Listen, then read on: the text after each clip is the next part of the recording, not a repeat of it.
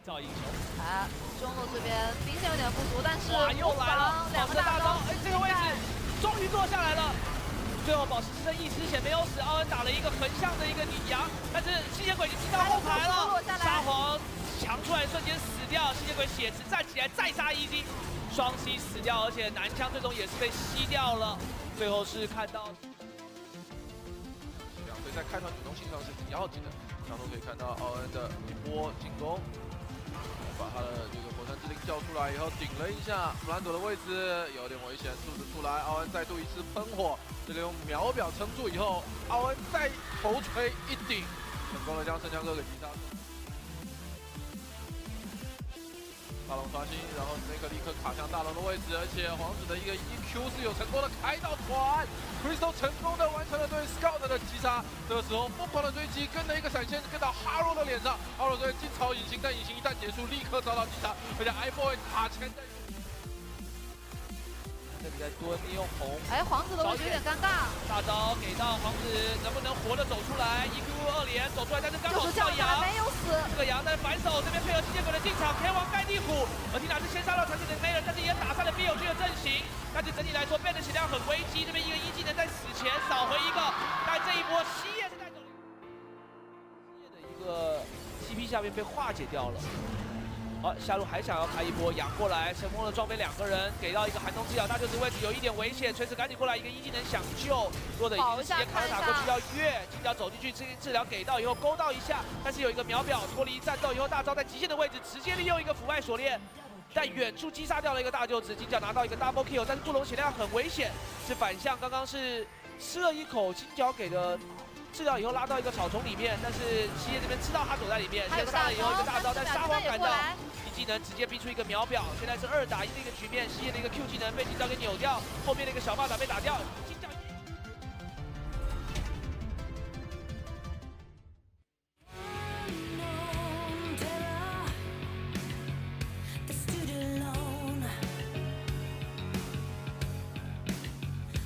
Somebody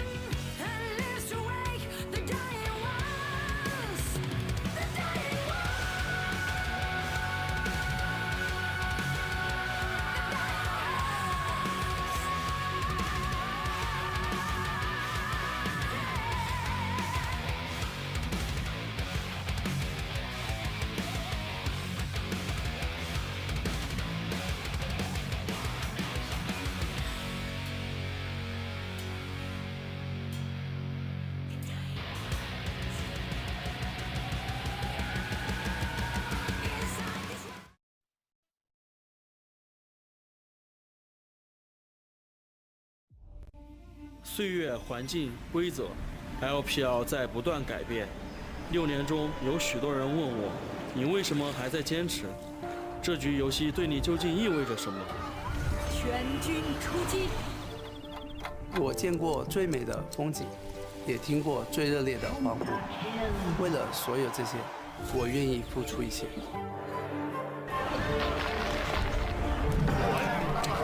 何来联盟？这局游戏是一段旅途，有人中途停留，也有人会做到最后，而终点只不过是另一个起点。50的血量，50的血量！我不懂那么多是非曲折，这局游戏赢就对了。 이번 게임의 낭만은 0부터 100처럼 무명에서부터 이름을 날리는 것이다. 我从来都没有后悔过自己走过的路。这局游戏的魅力就在于创造奇迹。 많은 사람들이 전설을 보는 것에 열광하지만 다른 사람들이 그 뒤에서 흘리는 땀에 대해서는 잘 보지 못합니다. 하지만 이러한 땀이 없었다면 저희는 다시 이곳으로 돌아오지 못했을 겁니다. 欢迎来到英雄联盟。 会变的是人和环境，不变的是游戏最后的胜利画面。我明白，这场游戏就是成王败寇，但是不到最后，我不会放弃对王冠的追逐。这局游戏需要牺牲，无私奉献，去成就团队的胜利。他还需要领袖，不管遇到什么困难，都和同伴一起扛下去。 是我最喜欢的玩具。 LPL 需要年轻的力量，是时候让我们来接管比赛了。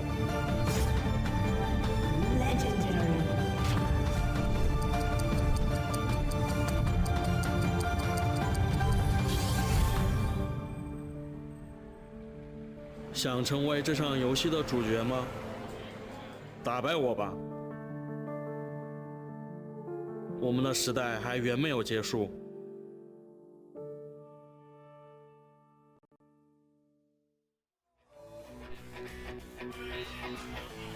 Hello and welcome everyone to week 2, day 1 of the LPL 2018 Spring Split. You can see that we're here in the heart of Shanghai, the LPL Battle Arena, as our team's ready for 2 best of 3s back-to-back today. We've got Tuần Gaming filing into their gaming rooms across from ROG Warriors, and later on it'll be TOP versus JDG.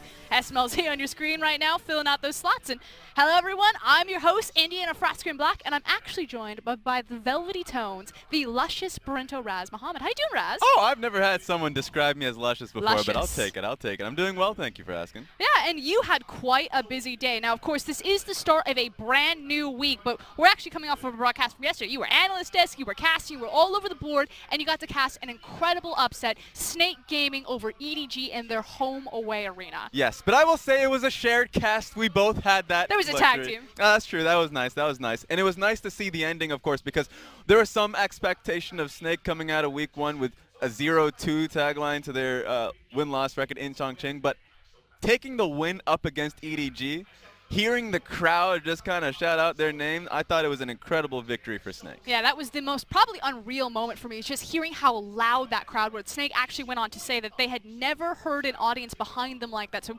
certainly feeling the emotion. But Snake, of course, are not our only teams that are sitting at the top of the standings. We'll go ahead and pull those on your screen right now. It's also the surprise, Billy Gaming making a surge to the top. It's really interesting to see what's happening in week 1 of the LPL. Of course, Billy, new names in that respect, or at least new brand name, seeing them kind of rise up to the top. JDG having that first real victory for themselves in the Eastern Conference. It's nice seeing how that rolls up, but there is a bit of familiarity with RNG at the top. Only really that because EDG and WE fell across in the Western Conference. Yeah, it feels like in the Western Conference that everyone is just taking games off of everyone, whereas the Eastern Conference with RNG is a bit more seeded, and it's really about the strength of schedule, because we see IG down there 1-1, whereas Suning have risen to the top. Yeah, that's what's really interesting. There were a lot of discussions, a lot of debates about which group was the hardest. Was it going to be the West or the East? West is the hardest because not only you have to go across EDG and WE, but also even the bottom tier teams in that respect are also just incredibly competitive. So we see the teams. Let's go ahead and take a look at the players. Our best of the Rift. We've got Amazing J, MLXG, Athena, Crystal, and Ming. So no surprise, there's a lot of Billy Gaming members on that list after their incredible starting week 1. Yeah, a lot of Billy, a lot of RNG. It just kind of showcases the strength of both those players and what they kind of gave their team. Amazing J. We saw the damage that he was able to take for death. That just means that he was a massive tank or just such a massive front line for his team in these team fights. Yeah, incredible Camille performance in particular. Now MLXG, his stats popping up on your screen, and he shared the spotlight with Karsa for week 1. Yeah, speaking of Camille, the man brought Camille jungle for God's sakes. That's just how strong the champion is, but you can see the jungle percentage. The man was all up in the enemy jungle time and time again, constantly tracking, and he didn't overdo it as well. It felt like when he found himself a little bit of a deficit in terms of the jungle CS, he was always kind of taking it back. He understood what his role was. Yeah, and probably the biggest surprise for me was Athena's performance. The Sleeping Beauty finally woke back up, and it was the Prince and Azir boosting up those damage numbers. That is an incredibly high damage percentage, first in the league right now, but it makes sense. Late game Azir is going to give you those numbers. 100%. Those team fights meant so much for Billy Gaming. Even though he was getting constantly pressured by Melon and CA in the laning phase, he got out of it, and he was able to kind of spring like a butterfly. And then there's Crystal as Snake actually making an appearance. They don't often make our best of the Rift because, unfortunately, they've usually been on the bottom of the standings. But after that upset... Here's the thing about Crystal. They came out like 1-1. They didn't have a 2-0 victory like all of these guys over here, but he just output so much damage even in their loss. The man has been monstrous this week. And then rounding out our best of the Rift, of course, it's Ming, #1 in initiations. If you haven't seen that incredible Reddit Alistar play, you're missing out. The prediction on the Calista Flash was sick. So don't give the man Alistar. Just don't do it. He's been an Alistar god this week.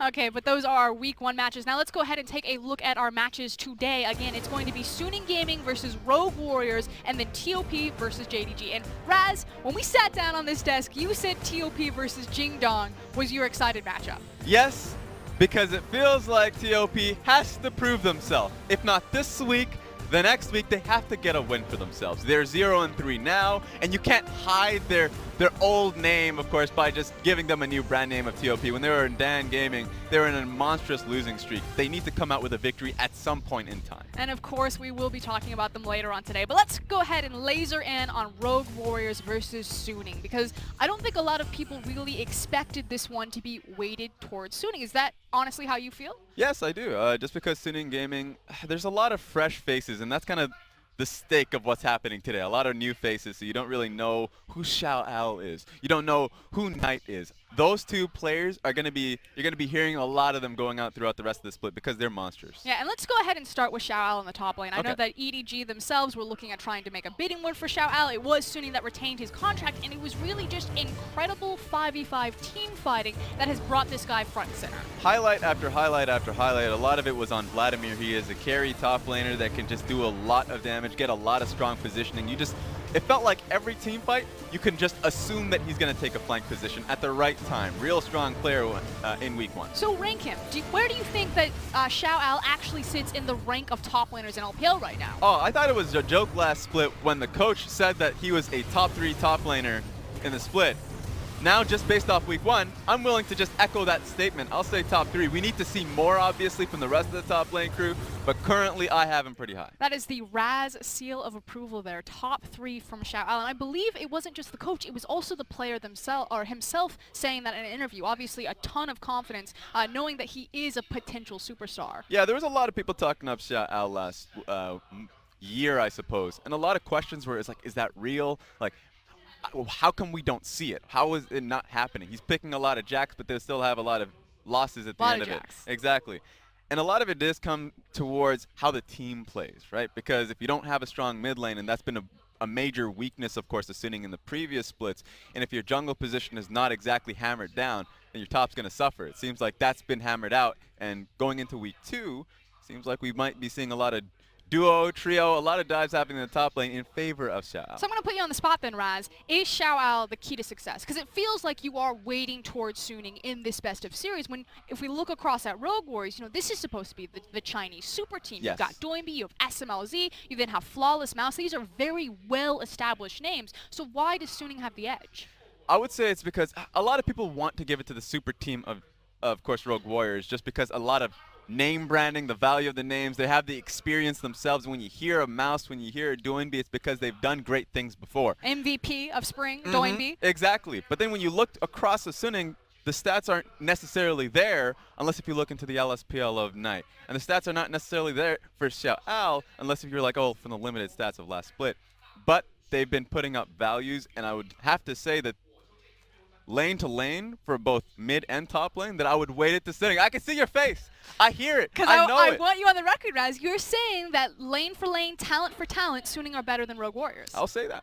Just the only question, of course, is going to be in the bottom lane, just because Rogue Warriors has SMLZ and Killua, and I think that bottom lane is going to be pretty strong in both regards. But that's just a boring lane because both of them are just going to be running hyper carry, target, and embrace. But the top side of the map, I'll say Xiao Al has been strong and versatile in what champions he can pick, and we've had a lot of criticism historically for Mouse in that regard. And then you go towards the middle lane position, and we've been seeing a lot of supportive picks, so we don't really see strength in terms of laning phase when it comes to Doinby, just how his team fights play out. And Knight can play so much. He's already been through LeBlanc, Kassadin even, and he's had a lot of strong performances on the boat. I'm hearing a lot of the Kassadins, the old problems of Suning. So then my question is when you wear egg on your face and Rogue Warriors, if they take the series, what happened? How do Rogue Warriors then best Suning? Just through the team fighting, it would have to be just based off that cause, because one of the biggest criticisms that I would have of Rogue Warriors is that they would just hard commit to team fights in the mid to late game position. So who's making the mistakes there? I would say it's a shared mistake because they're all going for that call. There's no real worry about what's happening in the bottom side of wave. There's no real wave control when it comes to it. They just hard flock towards Baron, hard flock towards these top lane like team fights rather than thinking about, well, the slow process of the game. It's just skirmish, skirmish, fight, fight, fight. So I would just say whoever the shot caller is, I'm about to find out soon enough. I'm going to blame them. Okay, so we'll keep our eyes on that one for the shot calling. Back to the overarching scheme, though, because we've talked a lot about Knight, and I feel like you're kind of overlooking Doinby a little bit as we have them on the screen right there. Like, Doinby has showcased the Karma, the Lulu. Knight hasn't expanded his champion pool. Do you think there's any sort of champions that one of these teams will leverage over the other? Because we haven't seen the most typical meta stuff coming out of them. I'll go straight towards the jungle position because Lee Sin has been a very key jungler in the LPL, especially for these two teams. The funniest thing is that when you look towards Suning, they have two junglers. Tien, who they'll be playing today, and of course they have Hacker. Both of them are Lee Sin players, so I wonder how the priority comes towards both these teams. And of course we've got the lineups on your screen. It's Mouse in the top lane, Flawless in the jungle, Doinby in the mid lane, SMLZ and Killua in ADC and support. And of course Killua being the newest face to this Chinese super team, if you will. And of course both these teams, Knight and Killua, know each other from Young Miracle, so there's a lot of brothership there. And on the other side, it's Xiao Al, Little Al in the top lane, Tien, Knight, Fury, and Yoon. And the thing is Raz is saying that Xiao Al is the new carrier of this team, when formerly it used to be Fury and Yoon. Yeah, which is really interesting to see the share, or at least the push of responsibility towards the top side of the map, and I think that's going to work really well for this meta specifically, just because Fury loves his Kog'Maws, and he's going to be pretty at home with these hyper carries, so he only really wants to worry about the 20-minute mark and forward. That's actually a really interesting point, Raz, this idea that Suning are almost insulated by the meta because they can carry from the bottom, they can carry from the top. Yes, so that's going to be really nice to see how both of those lanes really fare, going up against like Mouse, going up against the bottom lane of SMLZ and Killua. I think what's going to be a key difference between both of these teams is going to be towards the top lane. I know we hyped up Xiao Al quite a bit, but Xiao Al versus Mouse, we need to see something out of Mouse. We need to see him either attracting a lot of attention and not dying, or maybe the carry picks that he's been kind of playing when he was on EDG, like the Jace picks. He can do it, but I'm not too sure about it today. Well, you've heard us talk enough about Xiao. Now we're going to go ahead and hear from Mouse himself and send it over to the casters.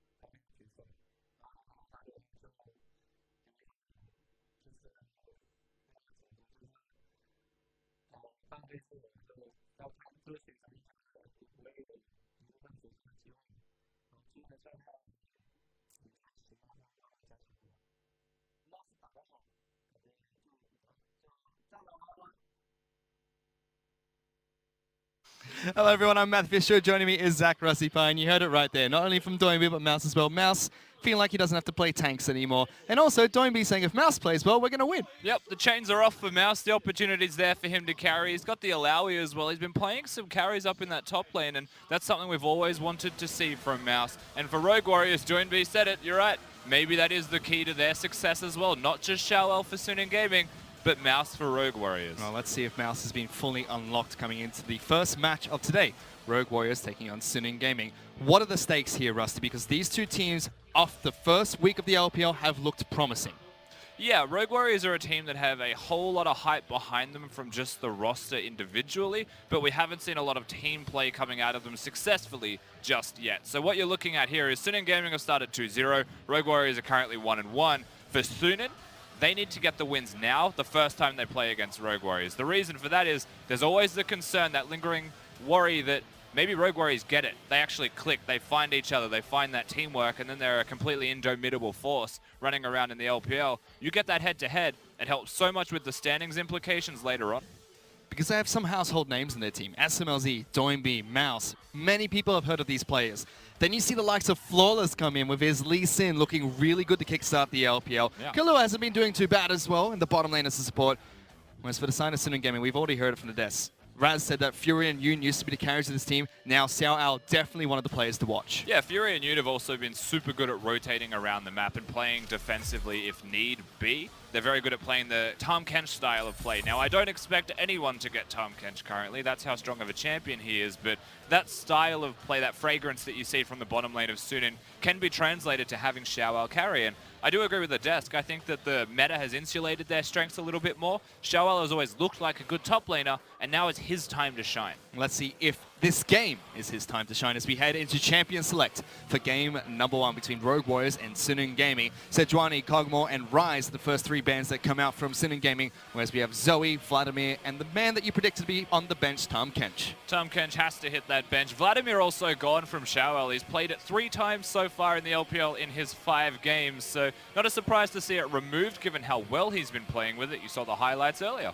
And is Kog'Maw just an SMLZ ban here? We know it's a hypercarry. We know it's played in the LCK, but he is known for that champion. He's definitely a hypercarry player, and Kog'Maw is one of his signature picks. Well, Rogue Warriors do lock in Malzahar as one of their first picks. This is the champion that we commonly see banned during the first rotation of bans, instantly picked up for Doinby. And it does feel really dependent on the team as to if Malzahar is a super high priority. Yesterday, he was getting last picked. He even skipped through an entire pick ban phase untouched. It looks like Doinby's got a higher preference on that, and it makes a lot of sense with Doinby's playstyle being so roam-centric. Yeah, it seems like Suning Gaming more afraid of the Rise, which is one of Doinby's well-known picks in the mid lane. They banned that out first. Taking away Sejuani from Flawless as well. Their first 2 picks are going to be Ezreal as well as Alistar. Most likely Fury and Yoon's champions in the bottom lane.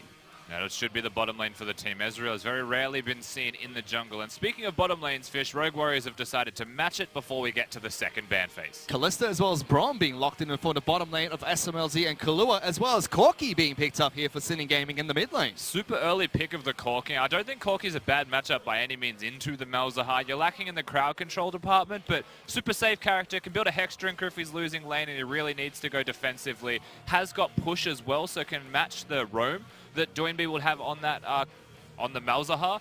Doesn't necessarily need the teleport either. He can go towards exhaust for lane pressure and just get the package every 5 minutes after the 8-minute mark. They also already have the Ezreal picked up, so Ezreal and Corki working well together to provide some poke for the team whenever they decide to siege up on these turrets. Now, in the second ban phase for these 2 teams, Camille hits the bench. This is the champion that we saw commonly banned during the first week in the first ban rotation, and Nidalee being banned out here against Flawless. I would say a ban of necessity, Camille, and I am a little bit surprised that we didn't see it locked in at all in the first pick phase for either of these teams, but not wanting to show their hand in the top lane just yet. Xiaowel and Suning Gaming being on Red's side may look towards the counter pick for just him as the only solo lane left, so that makes a lot of sense. And Rogue Warriors don't want to show it too early, and they want to actually be able to perhaps ban some champs away from Suning. We have Gangplank, the final ban coming in from Suning Gaming before they get their first pick in the second rotation. Ornn still left up and available as a top lane pick for either of these 2 players. And Jarvan is the final ban that comes out from Rogue Warriors. There is a Kha'Zix as a possibility for pick in the jungle position, as is the Lee Sin that Raz was mentioning on the desk for Tien. If he wants to play that, Flawless can answer with a very similar champion of his own, and it does feel like between these guys, we're going to have a carry-off in the jungle. There is a chance, however, knowing Suning Gaming, that they do something a bit different. Let's see what their first pick is going to be. Hovering over the Zac, quickly changing over towards Na, locked in for Xiao Ao in the top lane. Meaning they give their jungler their last pick here. Xiao has priority, wants to pick the Na, mostly as a denial for a Mouse as well as just a strong champion that has an overall good laning phase. Nothing really counters the Na. There are some that do well into it, but the direct counter still means that Na will pretty much just survive if he plays well. Which does mean Ornn is left open and locked in for Mouse top side of the map. Ornn, one of those champions that just has a strong laning phase regardless and should be fine up into Xiao Ao's Na. The final pick for Rogue Warriors will be their jungler of choice. Flawless has picked up that Lisa, and you mentioned the Kha'Zix is available as well, and it will be the Kha'Zix that Rogue Warriors go towards. Yeah, Malzahar, Kalista, Braum, and Ornn provide a whole host of crowd controls, so the jungler doesn't feel the necessity to have crowd control of his own. It means it can be the R-Max Kha'Zix running around the jungle and providing a lot of damage early game for the rest of his team as they start to scale. I like the Rogue Warriors team composition when you look at how they get from early game to late game and who carries and has the roles and responsibilities throughout all of that. But it does feel like that damage would start to drop off against the composition that Suning Gaming have got. And Suning Gaming's final pick was Zac. Tan will be picking up that champion. We've seen it played in the LPL already in week 1. Not to fantastic success.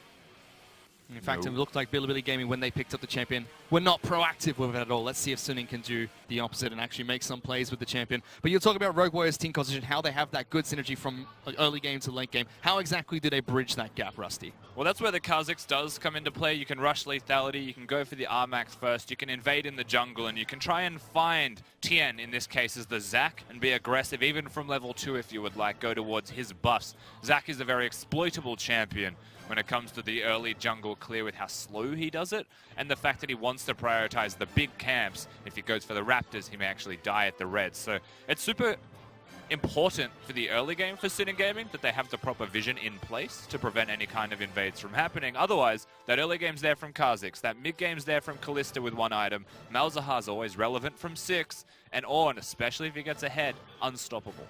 Well, seems like Rogue Warriors have a well-rounded team composition heading into game number 1. Suning, almost equally so. You know, you've got Ezreal, Corki, two good poke champions. You've got the Alistar, you've got the Zac, the 2 beefy frontliners. Then the Na is a little bit in between. You call it a kind of poke composition, Ezreal and Corki. I feel like the big reliance here for Suning is getting the Corki ahead so that he does have a lot of relevant damage. Otherwise, I feel like the damage would start to drop off just a little bit. Granted, there's 3 carries on that roster. The Ezreal will start to do a whole host of work, but he has to stack the tier. Corki has to get the Trinity Force, and Na has to get the Black Cleaver. That's a long time to wait against an early aggressive comp the Rogue Warriors could have.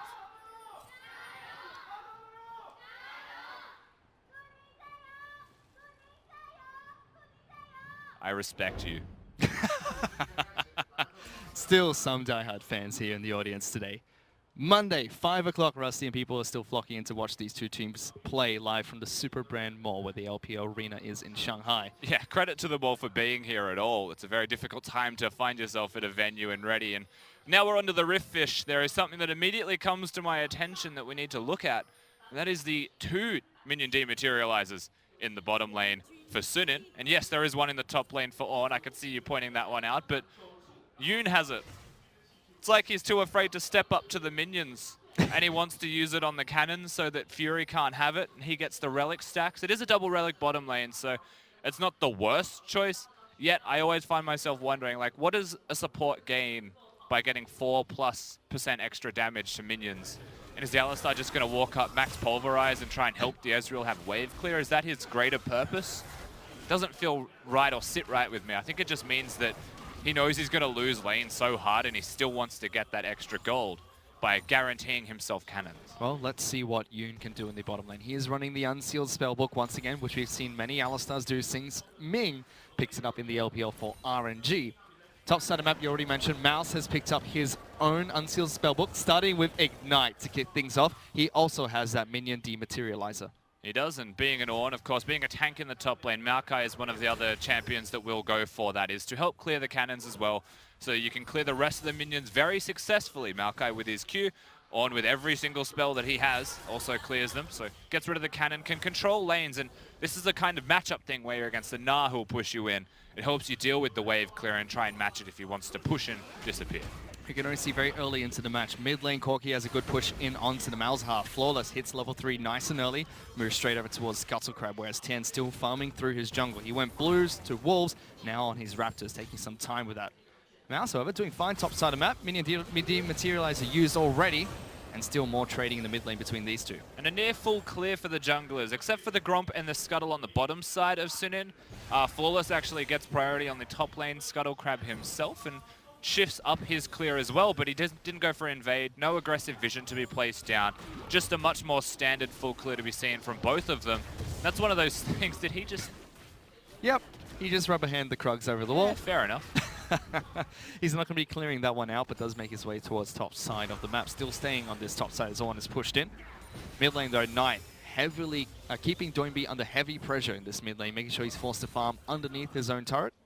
One of the best ways to play the Corki, of course. He swapped towards the teleport. He decided that instead of the exhaust for kill pressure in the lane, he wants to push in, expend his health as a resource to keep Doinby under the ropes and then come back with the teleport. He can also use the package much more aggressively in side lanes and not feel like it's too big of a risk in situations like this now. It does mean that without the exhaust, if Kha'Zix appears in the middle lane, there is a higher chance that he will die, however. And Fleet Footwork was the mastery picked up by Knight, so not going to see any teleports come out from an unsealed spellbook. Bottom lane, SMLZ and Kahlua were able to push in early, but now Fury as well as Yoon are pushing back quite aggressively, but Flawless is waiting in the wings. Flawless has been spotted, and instead of running straight at him, the gank was possibly there. He does show the bit of respect and a bit more caution, and doesn't choose to take the gank as Tian mid. Goes straight in, knocks out Doinby. He uses the heal, but gets a good knockback onto the minions. Doinby low force to flash away. Knight does not follow through with a flash of his own, but Doinby using both summoner spells. It's still a massive win for Sunin Gaming. Tian actually finds that gank early. Flawless has to come in here mid just to collect the minions. If nothing else, the experience is what he's going to gain for himself. Pretty much nothing available for Doinby. Both summoners gone. Big win for Sunin. Yeah, Knight's going to have a good advantage from that. You can already see 1 level up as well as 10 CS. Tien going to try and use this time to get some counter jungling going with his mid laner present. And Flawless actually takes way too many of those small raptors. The kind of presence of bringing Corki about is just because he has the teleport and they want to deny all of it from Flawless, regardless of who gets it from Sunin Gaming. They were sharing experience in the middle lane anyway, so ultimately trying to push that pressure of bringing Flawless mid and Doinby to base, accentuate it, get a little bit extra for themselves. Flawless though, knowing this fact, knowing full well that Zack's half health and Knight has no mana, just walks into their jungle instead. Will stop Knight from going back to base. Meanwhile, bottom lane, SMLZ in some trouble. Yoon can't get the stun onto the carry, but Fury goes forward. He picks up first blood onto Kalista, gets some extra damage onto Kahlua while he's at it. Super clean from Fury. He's also got 4 sacks of gold in his inventory as well, so a whole lot of money there for the Ezreal of Sunin Gaming, and big moves early on in the game, and just the 2v2 kill. Flawless is relentless. Tien and Knight have not gone back to base. Doinby is here. Tien in trouble. That's going to pop his passive, force the flash over the wall, but Knight following through, trying to get good damage onto Flawless. He flashes away, gets over to the blast cone. Doinby and Knight go at it. There's a lot of Voilings here. Knight's trying to cut this one back. Is there enough damage? He gets a small heal there. Still running away to Silence Field. Barely there, but Knight lives with a sliver of health. The silence isn't going to get him, and Tien also just trying to pressure in this middle lane now. Corki has the teleport, so at the end of the day, Doinby also has to go back to base one more time and perhaps reset his mana pool. And the end result of the trade was also just fairly equal, realistically. And the passive gone from Zack. Bottom lane, of course, Fury has the flash and the E available to get the kill after he uses the heal to get some distance closed. Well done from Fury. Very difficult thing to predict from the side of Rogue Warriors and dodge that at all. Was able to not only weave in the Mystic shots through the minion wave, but good job from Yoon, gets the double knock up to start that. Moving back into the mid lane though, Knight had a nice advantage there, but capitalized by Flawless, but it's just been a bit of a brawl in this mid lane so far. And a random piece of information for those watching as well that will make a bit more sense for the state of the bottom lane. If you see a minion dematerializer for the support and he hasn't actually gone towards the magical footwear, which they often want to have because it's free boots, he may rush Mobies because he wants to get boots earlier than the 10-minute mark. You can't buy them before that point. And he's got them now as Flawless is in the mid lane. Goes for a gank. There's that level 6 from Doinby. Knight is in trouble. Forced the Valkyrie and flash away. Now very low on health. Again, so much pressure, but not a lot of kills. It's 0-1 on the scoreboard. But everyone's being forced back. Everyone in the middle lane in the jungle is trying to pressure each other and push each other further and further behind. But their CS values are still relatively high because the timing has been okay on the recalls. They both have teleport. The real winner is Flawless. He's got an experience advantage at 6-5. Tian's now helping push the mid lane, and he's going to tick to 6 himself. And once again, at this point, now that Tian's come mid, pretty much back to equal besides the gold. He's got a big CS advantage as well, as you mentioned, experience as well as gold. You see in the mid lane, Doinby using that unsealed spellbook to change to teleport to get back into the mid lane a bit quicker. And that bottom lane, you can already see, as you mentioned, Yoon was able to rush those Moby boots before 7 minutes in this match. So he will be able to roam around and move pretty quickly on this Alistar. Feeling very good about himself by having those boots. It also helps for engagements in lane if you have control. The new runes do make Alistar super tanky, regardless of if he rushes mobility boots, where usually he would be quite susceptible to being engaged on by a Braum and a Kalista. And now that he's level 6 as well, even harder to take him apart. Yoon, also running Unsealed Spellbook, has chosen to stick with the Ignite for the moment to continue that added lane pressure on the Kalista running over hill. Hasn't gone for a teleport or for a ghost just yet. Knight will pick up his first package as well as blue buff of the game. And I know that Rogue Warriors, they've played a few matches so far, 4 matches in the LPL, or 4 games I should say. And the 2 games they lost, Rusty, were games where Rogue Warriors did not have any early game tempo. Now 1,000 gold behind Suning. What do Rogue Warriors need to do here? See, the gold doesn't actually reflect the amount of control that they have around the Rift as well. This is a dangerous time given the package that Corki has got, and that their bottom lane did get 2v2'd. But we also said that Flawless is a key factor to their success, and his invades have been successful, albeit super aggressive. It hasn't put him behind. He's got the slight gold advantage, and now he's able to steal away a red buff. So Flawless, he's doing his work to compensate for any points where they would be behind in tempo or losing on the map. He's trying to help quite a bit, and Mouse is also doing well in the top lane. Let's see if they can get that tempo through the mid lane. Knight takes quite a bit of damage from Flawless. Every time, half health. Top side of map, Xiao and Mouse going at it in the top lane. There's the ultimate coming out from On. He's low on mana, redirects it the wrong way. Yeah, you take that horn. Relentless in pressure, forcing Mouse back to base. I don't know if the kill was going to be there regardless. I feel like Xiao was not even slightly afraid of the horn. Mouse just completely whiffs it and walks away anyway. So we get a reset. That was the Gnar ultimate actually used as well at the start of that fight. Meanwhile, Flawless looking to try and make a play on the bottom side of the map. Does go invisible, was spotted out by a ward though. And Mouse uses his teleport to get back into the top side of the map. SMLZ marching forward, does have Flawless here. Kalila will step up to the plate as well. I think SMLZ accidentally hit the wrong target there as well. The Braum passive was gone from Yoon where they might have been looking for the stun. A lot of pressure being applied on the bottom side just by Kha'Zix's presence, alleviating a lot of that pressure that was placed onto SMLZ and Kahlua in the bottom lane 2v2. The CS is pretty much equal between them as well, the kill aside. It's just that Fury is a mighty large Ezreal, though the extra Klepto gold that he has been receiving. Taking stock of things 10 minutes into the match, fairly even between Rogue Warriors and Sinnoh Gaming. Sinnoh Gaming have a slight gold lead of just under 1,000.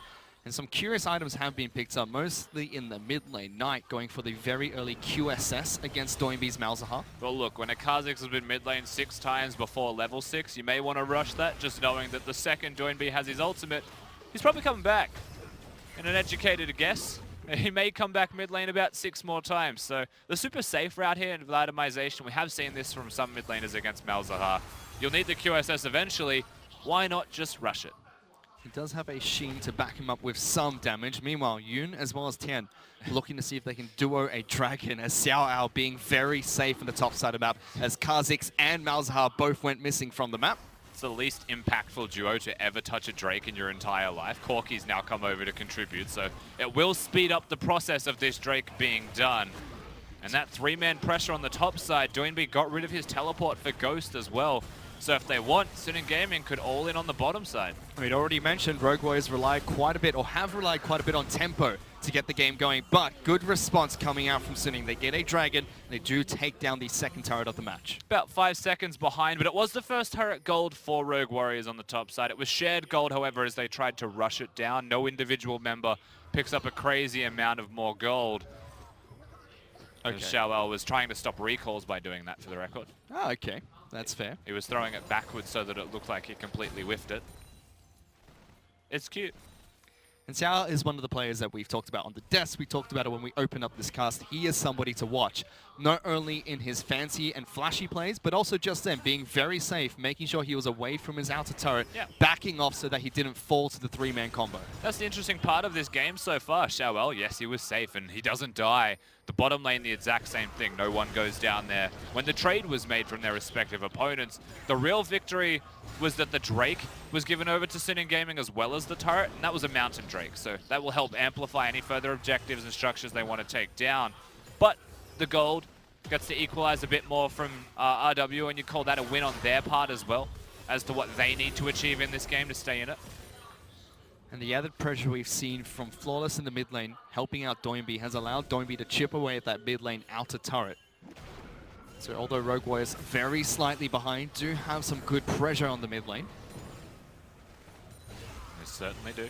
As they try and push around this middle lane as well, you look back towards the junglers, and Zach, you just saw Tian in the river, looking for an opportunity to gank. Of course, he was spotted by a ward, but he hasn't stopped hunting in the area as he constantly tries to look. Now, Doinby is currently a decent target to aim for. You want to get the stopwatch from him, though, first. You don't want to all in for a kill unless you guarantee yourself able to get it. Bringing the bottom lane's a good way to do it. Well, Ten's able to get behind Doinby, but whiffs the Q. Yoon is waiting in the wings. Well, he flashes in with the pulverized headbutt. Doinby popping his own stopwatch. Killua jumps in, but he gets delivered into the back lines by the Zac. Ultimate coming out from Malzahar, instantly QSS by the Knight, who uses it on the Corki as Ornn jumps into the mid lane as well. Yoon in trouble.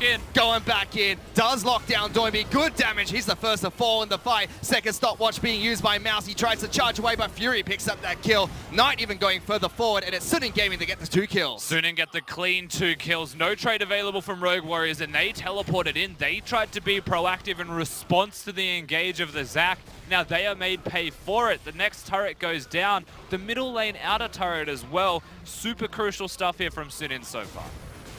They're going to continue pushing this one through, making sure it gets denied by the turret in the inner side of the mid lane. Already Flawless trying to wrap around, getting to the backside of this map. Yoon in some trouble. Flawless is invisible on top of Tan, goes for Knight instead. Killua tries to jump forward, just forces the Valkyrie out of Corki in the end. Flawless is being an absolute menace at the moment. We'll get to watch the replay again. Doinby uses both summoner spells to get out, sees Yoon, and doesn't reactively use the stopwatch either when the combo came about, uses it afterwards. Now, he's a lucky man that he wasn't inside that Zac ultimate, but the QSS from Knight's enough to disengage. From this point, you're done. Rogue Warriors don't need to keep going forwards. Alistar has ultimate. Qian gets a 3-man knock-up, smacks them together with his bloblets, and they just die for completely overextending. And the reason for it is there isn't one. They just thought they could do something, and they couldn't. Suning get 2 kills as well as the mid lane outer turret for their troubles. Rogue Warriors with Flawless stopping the recalls coming out from Suning nice and early, give them some time to pick up Rift Herald. That's going to be picked up by Flawless himself. Knight does have another package for himself. Was making the best of a bad situation there from Rogue Warriors to actually pick themselves up that Herald and stop those recall times. Of course, the Kha'Zix is a giant nuisance when he's leveled up his R first. He's invisible running around in the river or the jungle. So this has given Suning close to 3,000 gold of an advantage over Rogue Warriors. Synergy. So they work to get it clear out a couple of wards there. Xiaoao still split pushing on the top side of the map, doing fine against Mouse. Well, has gone for the Iceborne Gauntlet first, which we see most Ornns pick up as early as they can. I always wonder what supports are thinking in situations where they're 1v1 in a mid lane. It took Yoon a few seconds there to be like, hang on, what am I doing in this lane? I should probably leave and place vision and help my team achieve something. He was just trying to see if he could find someone from the other team. If they were going to push that lane, then they can rotate quicker. And if he doesn't see them, he actually has Moby Boots, so he'll be able to be the first person to arrive at another venue. Herald placed in the bottom lane, and Tian wants to engage if they consider using the Herald. Bit of a waste. Gets a charge in, will knock down the bottom lane outer turret to about half health, but Suning very quick to react to the pressure coming out from Rogue Warriors in the bottom lane. You'll take the damage if you're Rogue Warriors, but it feels really rough that they don't pick themselves up a structure from having the Herald. The mid lane outer turret would have been a much easier option for them to achieve that Herald in the first place, just because it is so far poked down. But instead, they choose to take, I'm going to say, a more risky route of getting both low. The opportunity is there to get both structures if they win a team fight now, but they need to win that fight. Tian looking to see if he can clear out a couple of wards, looking to charge up as well. Flawless going to join this fight. defending his teammates. Good silence coming out from Doinby, but Suning still push in towards Rogue Warriors' red side of the jungle. Both split up now. Doinby, no blue buff, running a little bit low on the mana there. If you start hitting champions, he's most likely going to run out of it. And it's 10 seconds to an Infernal Drake, so both teams trying to group up around this objective and seize control. As again, more poke coming out from Ezreal. Flawless has found Tien though, gets on top of him, but it's going to be Tien that jumps into the backlines. Instantly locked down by Doinby. He's forced to flash away as Tien uses his own stopwatch. Big Gnar coming out from Xiao Ao, and Knight follows through with the damage to pick up the back half of this team fight. Flawless trying to do what he can, but it's just not enough. SMLZ falls. That's 3 kills to Suning. The tanks are so far ahead. There's too many tanks and there's too much wombo from the team composition of Suning Gaming. They just walk at Rogue Warriors. The Zac gets the elastic slingshot, and Flawless, he can't kill anyone. Well, he's stuck now. Fury as well as Zune have found him, picking up the 4th kill of that prolonged team fight. Mouse trying to jump away. Xiao Ao almost gets enough damage down, but he gets out of time with the teleport. Big play coming out from Suning. Yeah, Mouse will be able to survive in the end. The teleport was gone, as you mentioned, and a very delayed death of Flawless makes sure that the Infernal Drake is completely free and completely theirs. Knight is also pushing in the top lane as we speak and is going to get a lot of pressure with the sheen onto this outer turret. He won't get it with this wave, but the next one's just about to crash. We get to see this again, and Tian goes in. It's good, instant ult. You'll take that. But it's more so the Alistar that comes in immediately afterwards, gets the combo with the Mega Gnar specifically, and there is nothing they can do. A flash pulverized, Xiao Ao comes up huge. And from this point, Flawless has realized that he and Mouse have made a big mistake. And that mistake has costed them not only a 5,000 goal lead for Suning, it's 7-0 in kills. Infernal Dragon taken down. And top lane outer turret now incredibly low. Suning just lining it up to be taken down later on. And really, Raz hit it on the desk. Fury and Yoon used to be carry players for the team. In this match, they picked up a 2-on-2 kill in the bottom lane. Xiao Ao's a player to watch, and that team fight kind of showed why. But for Rogue Warriors, who are we really looking for? Because SMLC and Kahlua didn't have the best laning phase. Mouse, you know, he was inactive top side of map for most of this game. Flawless and Doinby were so pracked to the mid lane, but barely got anything out of it. I mean, look, philosophically, it's not exactly like SMLZ to lose lane in the way that they did. I don't know if he's too adept at playing with Kahlua yet. And if you don't know SMLZ as a player, he doesn't speak. He doesn't have emotions or react. So it's actually very hard to understand him and how he's going to work as Suning are going forwards. Forcing another team fight. Tien does not get anyone with his ultimate, but Doinby falls straight away to the Corki. Another big Gnar in the backlines. He flashes to get the triple stun into the wall. Suning are wiping the floor with Rogue Warriors. There's just nothing we can do. Quadra kill going to Knight. And straight at the Baron pit as well. The perfect position for a fight to happen. Rogue Warriors are hitting their spells, they're hitting their combos, but they're just too far behind to have any semblance of a fight. There is no opportunity for them. Baron's free, top lane outer turret will now go down, and Knight's immediately move towards the middle lane. I'm pretty sure it's just bedtime for Rogue Warriors, and we're in game 1 of a best of 3. It's looking just like that. It's almost a perfect game for them if it was not for the top embodied turret trade. Here's that fight that was forced by Suning. Yeah, once again, the Zac doesn't get the engage, but he forces Doinby to run forwards. You got a quadra kill from Knight in this fight as well, but the reason he gets the quadra is Yoon's pulverizing them, Xiao Ao's flash ulting them into the wall, and the carries of Suning have the easiest job of their life right now in this game. And again, going back to Rogue Warriors, no tempo picked up in this match. Looking like to be another disaster for them. SMLZ trying to farm top side of the map, still sitting on just the Blade of the Ruined King, waiting to complete his first Zeal item. He's looking across from a 3 completed item Ezreal, and Knight as well, Trinity Force, Rapid Fire Cannon, even that QSS for safety. Now has the package. They know Knight's there.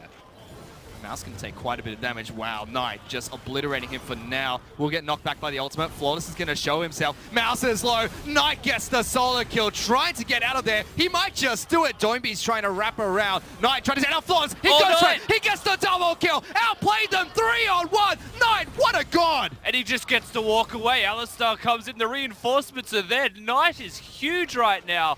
9-0-2 and Suning Gaming off the back of their mid lane to just win everything.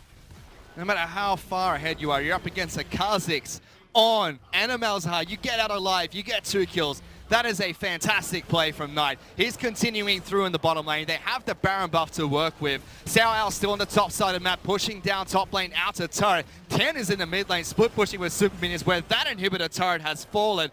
This is a near flawless game for Suning. It certainly is. You want 1 kill for Rogue Warriors and they might feel better about themselves, but they've been completely bled out. The gold difference is blown out of proportion here. You're just waiting for the game to end, honestly, but we want to watch Knight. We want to watch him get the 1v2. He's on a ward. Knight doesn't know it. What Knight does know is that he can 1v1 Mouse very successfully. Flawless is meant to have a lot of damage, but he doesn't get straight into the fight, doesn't use the jump. And by the time that happens, Knight's already got 1 kill. QSS jumps away and just sits here with the Gatling gun in the queue. Has no idea where he is, but educated guesses, of course, of an invisible Kha'Zix. He's probably next to me. Well, getting back into this game, Sunning will be able to take down mid lane inhibitor turret. Top lane inhibitor falls. Bottom lane inhibitor is already down. 3 inhibitors are going to fall 23 minutes into this match against Rogue Warriors, and they are already marching towards the Nexus.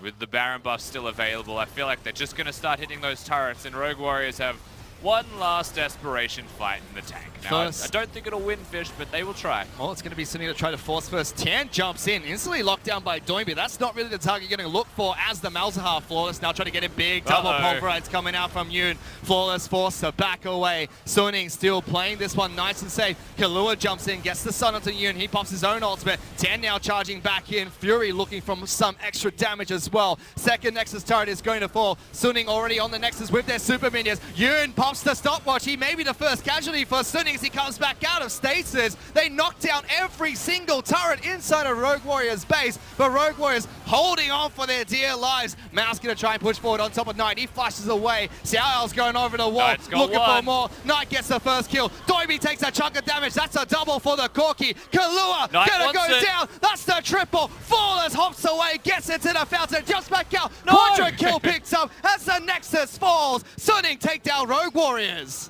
Knight was seeing penta kills, but the game ends first, and Sunning Gaming just dismantle Rogue Warriors. Not a single sign of life in the system comparatively. I mean, they went down fighting, but it felt like a little kid being held at arm's reach by a full-grown adult in that game. A whole different echelon of play. Absolutely beautiful coming from Sunning in this first match against Rogue Warriors. We already mentioned at the start of this cast, Rusty, what this best of 3 series means. Sunning currently 2-0 in the East Conference, really looking like East Conference contenders. Rogue Warriors, impressive start, however still 1-1. They need this win to not only knock Sunning down, but also propel themselves further forward. And we just saw so many individual great things from Sunning Gaming. And once again, when you look at Rogue Warriors as a roster, you say their individual players are highly skilled, but their team cohesion is something that may well be lacking. Well, if they're losing individually, they don't even get a chance to practice team cohesion. And SNG just picked them apart from lane phase, and that just went through to the rest of the game. It carried over, and a super successful game closeout from them with that lead, and that's impressive from SNG. It was clinical and an absolute shellacking at that from Sunning Gaming, able to take down Rogue Warriors in decisive out. Almost a perfect game, Rusty.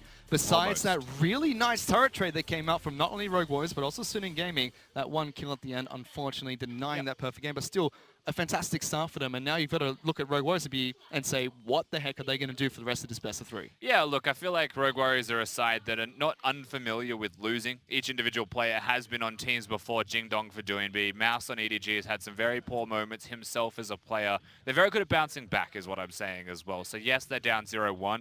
I don't think we'll see a tilted Rogue Warriors by any means in the second game. You just want to see them go back, hit the drawing board, and have the coaching staff talk to them and say, these are the things that we need to fix. And there you can already see them backstage very vocal about what they're going to do next. But to break down that game and to bring us into the next one, let's send it back to the analyst desk.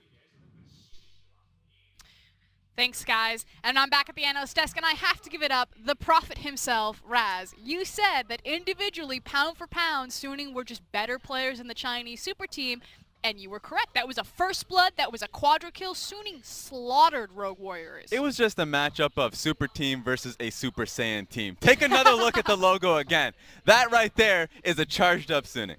Thank you. Now we have it. It's not an actual fire bear. It's not a lion. It's actually just a bear that has gone Super Saiyan. Yes. But I do want to start at this game and the thing that really jumped out to you, which was the Malzahar. It was a Malzahar priority for Rogue Warriors, and you had some thoughts on that. Yeah, I thought it kind of really told a tale of what Rogue Warriors wanted. We saw them in the Demacia Cup. We saw them earlier on this week. They're a team fighting team, and they really were just centered around these skirmishes. Skirmishes, mid-game skirmishes that they really wanted to just focus on. So what does Malzahar tell you that a team wants? A team just wants to hopefully get to the level 6, level 7, and just try and get him out of lane to try and roam towards the bottom lane, maybe top side of the map, get control early, and then just try and pick for fights, get vision control, and see if you can find something. And that's pretty much exactly what happened. Rogue Warriors, they broke the lane phase relatively early, unlocked that Ornn, and then went for a fight or a skirmish in the mid lane. But hold on, before we get to that replay, we do have to give credit to Knight. Yeah, incredible player, 41% damage coming out of him because once he got to his item break point, he was breaking people. Quadra kill. Yeah. And he was really the big victor of this mid lane fight. You know, 13 minutes into the game, Rogue Warriors, they try to make the play on that Malzahar, and it's Suning Knight that helps pick up all these kills. Yeah, this is usually when Rogue Warriors should be moving, but they get moved up upon. 2 waves of engage. The first one didn't work out. DoNB pats himself on the back, but then the second one follows through. The most impressive part about this is the disengage coming out of Suning Gaming, recognizing that they don't actually have to take this fight until this point forward when Alistar is like, all right, we can go in. We have our cooldowns ready. Immediate teleport coming in from Xiao, and we just get to see Suning Gaming with proper communication just dismantle Rogue Warriors. So what happens from that point? If Rogue Warriors, their game plan is we need to take the mid-game fight, they try to go for the mid-game fight and it falls apart, what do you do? I mean, hopefully look for the next one. That really is what it comes down to, because even after that lost team fights, theoretically they should be still in a proper position. Corki still needs to get those items ready. That just worked out because of happenstance. Corki shouldn't be strong at that point because he actually built a QSS, which takes a lot of gold just to be defensive there. Yeah, so the individual talents again, but we do have the rest of those fights because unfortunately for Rogue Warriors, they never really got another chance, and it wasn't Little Al, it was the big Al. Not in position. The man is literally Fat Albert. You'll see very soon enough when he gets and sees the play. Boom! That happens twice in this entire game, where Suning Gaming see the play, they're ready for the play, and they act on it. Rogue Warriors made attempts. They saw the Zac trying to charge up for these plays, but they never were really in position or never really saw the play for themselves. Once again, another amazing Xiao moment. The man was a monster here in this game. And it feels bad. I know that Knight is then going to pick up all of these kills, get the quadra later on, and walk away with man of the match, but it felt like Xiao was really leading the charge there. Okay, yeah, in the team fights because he's Gnar, but then we got to see an incredible moment from Xiao, or at least Knight in the bottom lane, where he not only gets a pick off of Mouse, but then makes an incredible outplay to get the double kill and walk away from that one. So I thought Knight had his moments as well. It just comes back to the moment where the two now new superstars, I'm just going to throw that word out there, of this split of the LPL, Knight and Xiao are both on Suning Gaming, and we get to see a lot of them going forward. You're going to automatically tag them with superstars and they're not just going to stay Super Saiyans for a little while? I probably should just call them Super Saiyans for now, just kind of make it safe. A safe call there, but I'm not a safe man. I'm just going straight for it. That's the first time I've ever heard you say that. Raz, not a safe man, the Super Saiyans, Knight and Xiao to look for. Is there anyone else? Because Fury also got a 1v1 kill on SNG of all people. Yeah, that was great to see. I think it's... At first, I was like, the bottom lane, we don't really need to see that much of it because it should be incredibly safe. But it just looks like the 2v2 is much in favor of the, I guess, stationary. We've seen them from that last year, Yoon and Fury kind of playing with each other for a very long time. We know they're great, is what you're saying. Exactly. It seems like the cohesion needs to be there for Killua and SMLZ. Not there just yet. Excellent. That said, we are going to go ahead and throw it to a break, but we'll be right back with Game 2 between Rogue Warriors and Suning Gaming.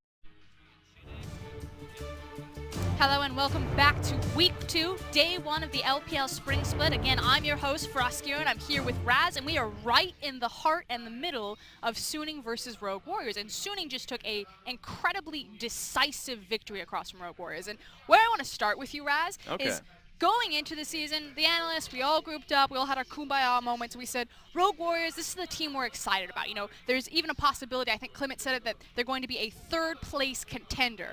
At what point do we jump off the Rogue Warriors train? Because they've now lost to FPX, they've lost to OMG, and they've down one game, a very convincing game from Suning. Well, we just have to, I would say week 3, week 4. I mean, just in the first 2 weeks, a lot of that was just trying to figure out where they were as a team. That being said, that hype train was pretty damn high in terms of people just throwing punches. Steam. Yeah, they were just really in there. It's like, oh, the first place team, 100%. No. We still have, we reevaluate them as a team, and I'd say 4th, maybe? 4th? Possibly. So we're just sliding back a little bit. I mean, it just comes down to how they play as a team, and we even saw in the video earlier on of, well, who's the real carry of the team? Theoretically, it would be in the bottom lane. Seems like they're underperforming. Top side of the map is Mouse, and he's historically a tank. We saw a video of him saying he wants to expand towards carries, but this would be a great test to see if he can go up against Xiao Al for that one. In the mid lane, we see a lot of supportive picks, so it's just a big challenge for this team to find out who their early game, mid game carry is. That just sounds like a disaster. You said early game, mid game. Raz, the only thing that you didn't say there was late game. Is everything on fire for Rogue Warriors? Uh-oh. Uh-oh. You want, no, just because their late game potential is still very much there. They have built their team to be that kind of late game team fighting force. Okay. If you look towards each and every one of the members, they have their entire career has been kind of molded by these late game team fights, which makes sense for the team. Just they need to get there. And feels like if you lose in 24 minutes, you're not going to get there. So then that's a very interesting thing, because before this match you were talking about how Suning are playing a very fast-paced game. We just saw, what, a 24-minute victory from them, so again, maintaining that speed. Are Suning the type of team that can compete if this goes late, or do they only thrive in the early and mid-game around these skirmishes? Last year they were a longer game team. They were actually one of the longest game length in terms with Fury. Exactly. But now that they have these kind of like a change in identity, and that's really what Suning is, they've changed identity to an early game skirmishing team. That's really mixing up Rogue Warriors. They don't know how to handle that. Honestly, if Rogue Warriors were in a different region in LCK or EU, it would have been much better, because the average game time there is like about 44 minutes, or at least 42 minutes. But if in the LPL, average game time is 32, much faster. We've had more games comparatively to the rest of the world. And Suning are just a fast-paced team, so you got to change something if you're Rogue Warriors. Well, we'll find out what they change. We're going to go ahead and send it back over to Fish and Rusty.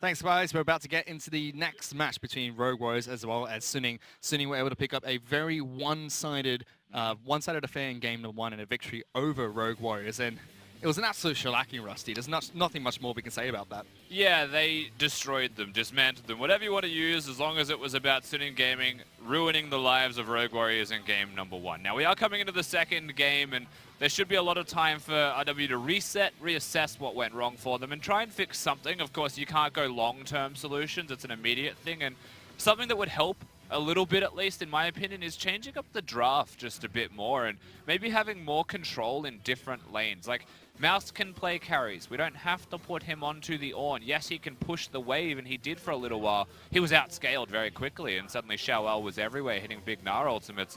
Maybe just put Mouse on a carry. Open him up. Do what Doinby said in the video at the start of the day. Like, let him carry, and you will win. I mean, is there someone they could put him on when he's going up against the likes of a Gnar, so to speak? Because Xiao Al, we already mentioned, had a great game on the Gnar. He had great team fights. I reckon. Rumble? Yeah, give him Rumble. Mouse is a very good Rumble player. I mean, look, originally he was a Fizz player and he's got a good Aurelia. So, like, this guy is an OG type of carry champion style player. He can play the Gnar. And that was something that Suning Gaming took away from him. So why not just give him the Gnar earlier in the draft phase instead? Let's see if they do just that. Rogue Warriors. It's this team, they started strong. First week of the LPL, they looked all right, 1-1. Now against Suning, that was a very one-sided affair. What exactly needs to change for them? Because it looked like the Bilibili Gaming situation where they just weren't doing anything. Yeah, I think the contrast between those two sets where Bilibili played WE and just didn't exist on the Rift is that Rogue Warriors tried, but they tried from when they were behind, not necessarily from a position where they were ahead at any moment. There was hints of proactivity. Flawless, I still think, played well. I just think it was the rest of the team that crippled around him and inhibited what he was able to do.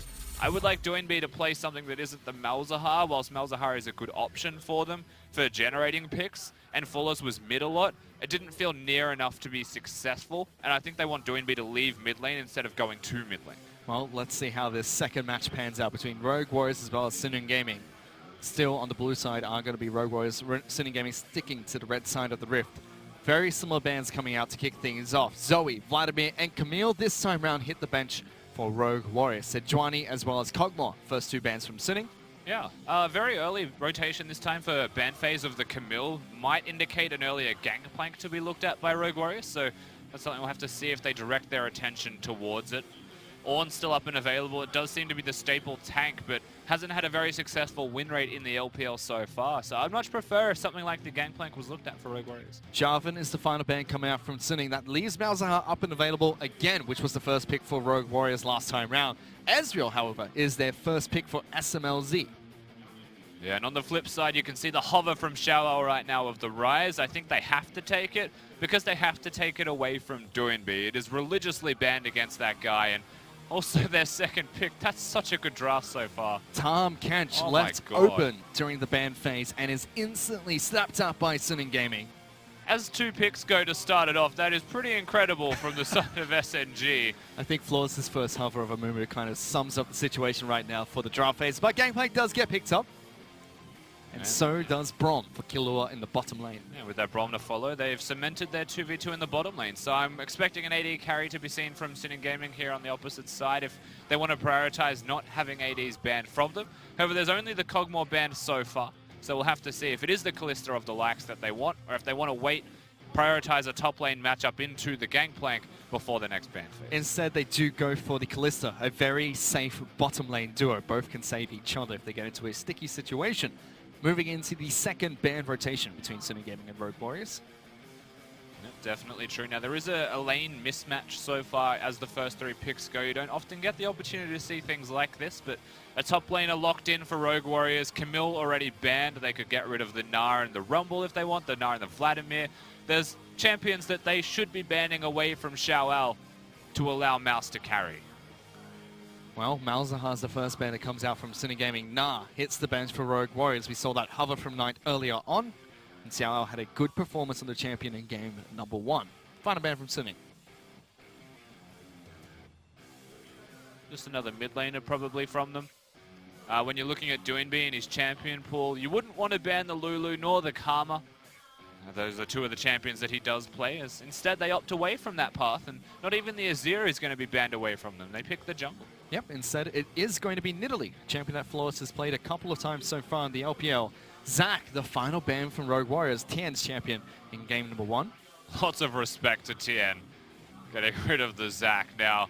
Nidalee gone, Zac gone, Sejuani as well. Most of the jungle tanks have been removed, and Sinning Gaming say, well, looks like we're not playing a tank. Let's prioritize the best carry that we can in that role. Yep, and Tien says, anything you can do, Flawless, I can do better. Picks up Kha'Zix heading into the jungle. Whereas Lee Sin says, except Lee Sin, fish. He picks it up, heading into the jungle. He had a few top 5 plays on the champion from week 1. Karma is the final pick from Rogue Warriors. That's going to be Doinby's champion in the mid lane, leaving Ornn up and available for Xiaoao to take into the top lane, and he does so into Mouse's Gangplank. Yeah, chooses to lock in the Ornn regardless. We have seen this matchup too many times at the moment, and what we have mostly seen is the Gangplank winning. Not necessarily winning the lane, but winning the game in the greater good of what is going to happen here. But Ornn starts off well. If you go top lane, if you get your jungler and Rise, in this case, your mid laner, to go up there, Gangplank dies. He dies very easily. Now, OMG have done this strategy, and they destroyed Gangplank's life. It was miserable for him, and they were able to pick up a game against the Gangplank with the Ornn in that case. And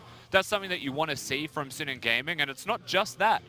You've got the early roams that can be made from the middle lane, but you've got a Kalista Tahm Kench. This is the Sinning Gaming special. They hit level 6, they go top lane, they kill the top laner or they kill the top lane turret. They make you choose. So let's see what happens at level 6 then from this bottom lane duo.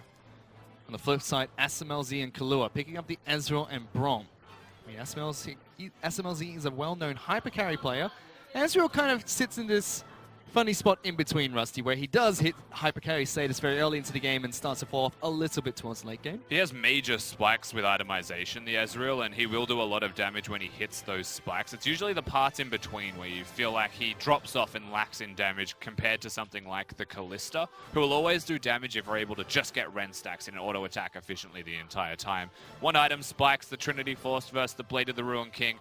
You expect to see the Blade of the Ruin King first, so Kalista, and in this case Suning Gaming's bottom lane, may have the advantage earlier on. And that's where a lot of Ezreals in that matchup just decide to go for the full completed item instead of a Trinity Force. And I know you were watching Doinby's first match for Rogue Warriors, where he picked up the Karma, then picked up the Lulu afterwards.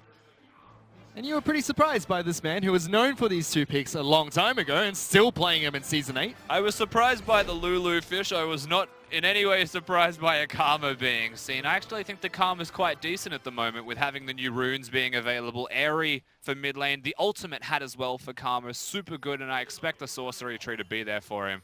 But he may well go towards inspiration again. We'll have to see. When we head on to Summoner's Rift, we get a little bit of a closer look at not only the Dragon Pit, but also our shopkeeper on the red side of the Rift, as both teams will start to fan out. This is a common trend that we see in the LPL at the moment, just scouting for vision at level 1. Very awkward spot to be standing in here is the bottom lane duo of SNG. It makes you wonder what they're trying to achieve. I think it's just late wards and not being spotted by any wards themselves. Also, I think the ultimate goal is wanting to find an Ezreal or a Braum warding the enemy blue buff, because then they would have the drop. You can see that vision are now about to spot Rogue Warriors. It's Doinby, Kahlua, as well as SMLZ that step up to go for this very cheeky late invade. But it is Kha'Zix starting on the red side of the Rift. So they'll just get a bit of information out of this. Lee Sin's going to move over and look to try and take this away from Suning Gaming. Yeah, aggressive stuff super early on from the Rogue Warriors roster, utilizing the Lee Sin. Now, Kha'Zix is on the top side of the map to start off his clear at the red buff, and he's got Ornn up there with him. Unsealed Spellbook Ornn didn't go for the smite, however. He's into the Gangplank lane, so wants Ignite for a bit of extra pressure. And that really is one of the tipping points that gives Ornn a slight edge in this lane. Able to push in Gangplank with the threat of a kill and the Dematerializer to remove the cannon. So Mouse may actually fall about 20 odd CS behind just from laning. Tian moves straight up towards the blue buff of Flawless's jungle. He stops Flawless knows and moves. It is warded and was warded at level 1, so Tian has to make quick work of this blue buff. Smite is available for both. Flawless jumps over the blast cone, looks for it. Will he get the smite? He does, and picks up his own blue buff. Flawless with a good start in the jungle. Protects the Q, explosive plant over the wall, and is able to out-execute the likes of a Kha'Zix that early on into the game. And good pressure from the bottom lane of Rogue Warriors. Things have started to shift a bit more. Fury ticks level 2 during that trade and is able to return some damage onto SMLZ as well as Kahlua.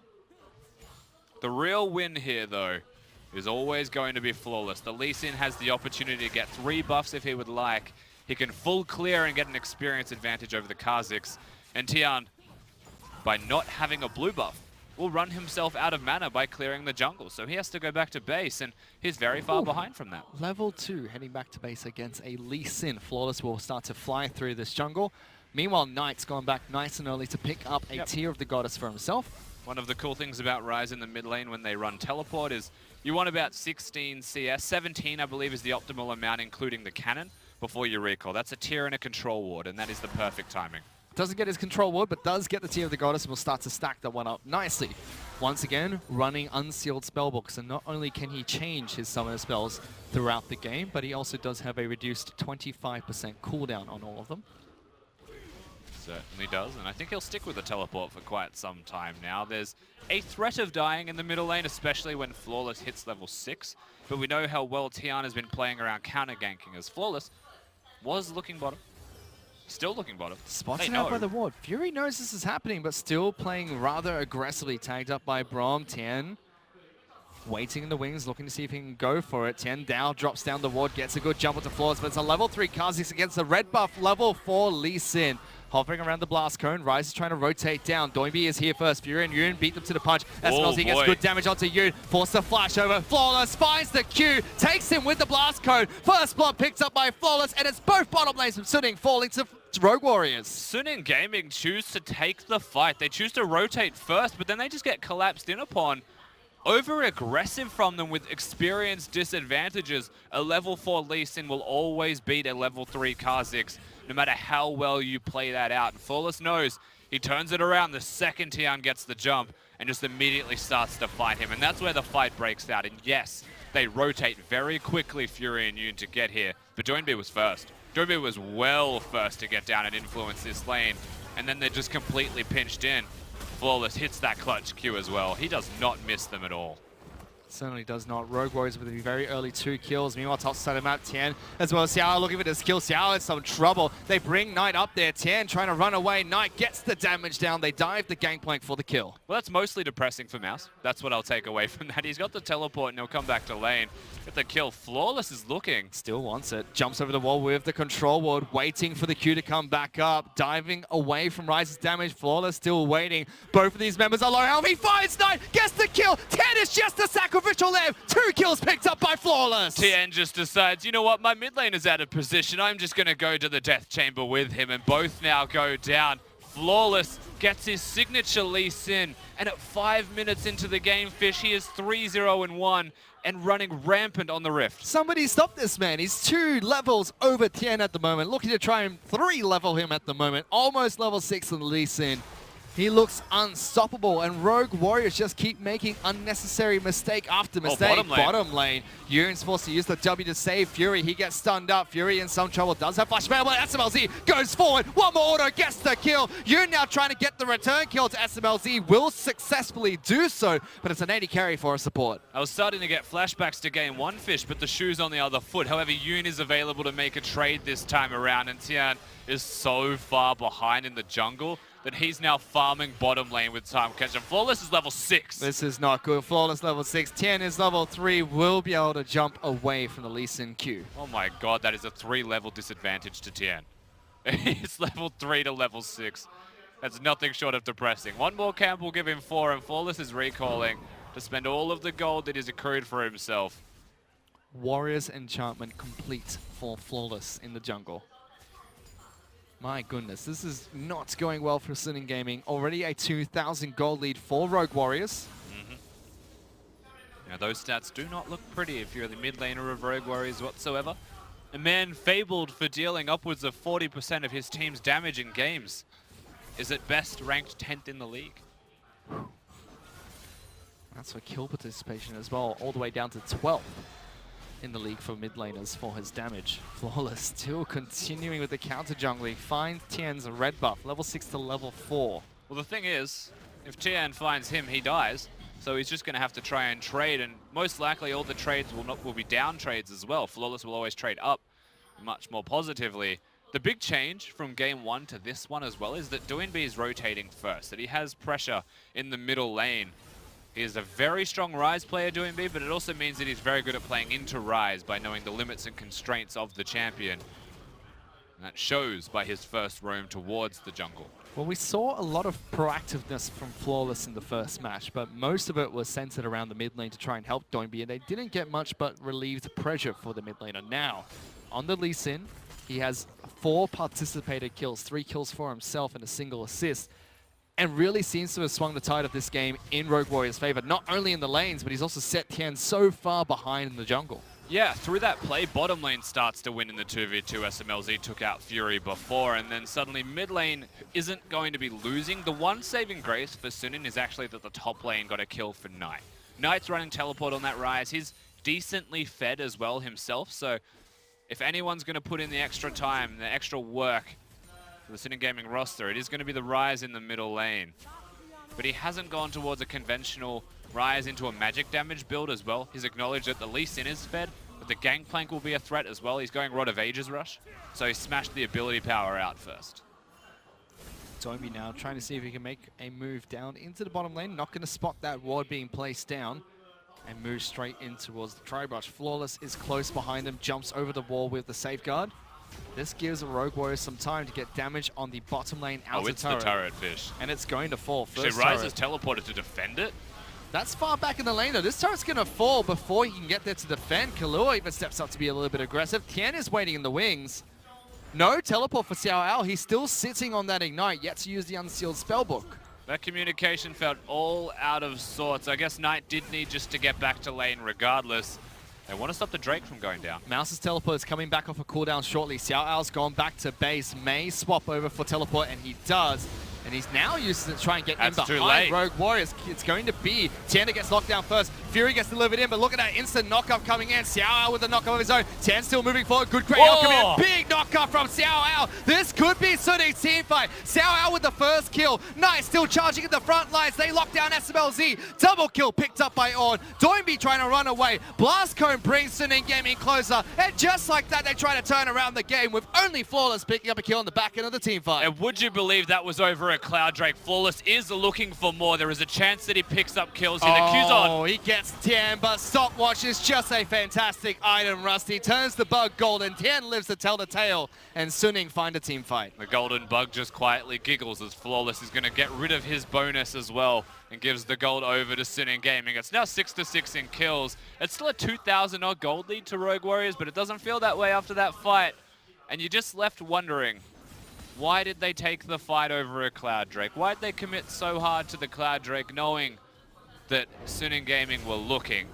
They kick it off by finding Tian. Knight sitting there hitting them as well, but Xiao Ao hits massive Horn ultimate. Horn ultimate works as well, I guess it does both. And then follows it with the Flash E.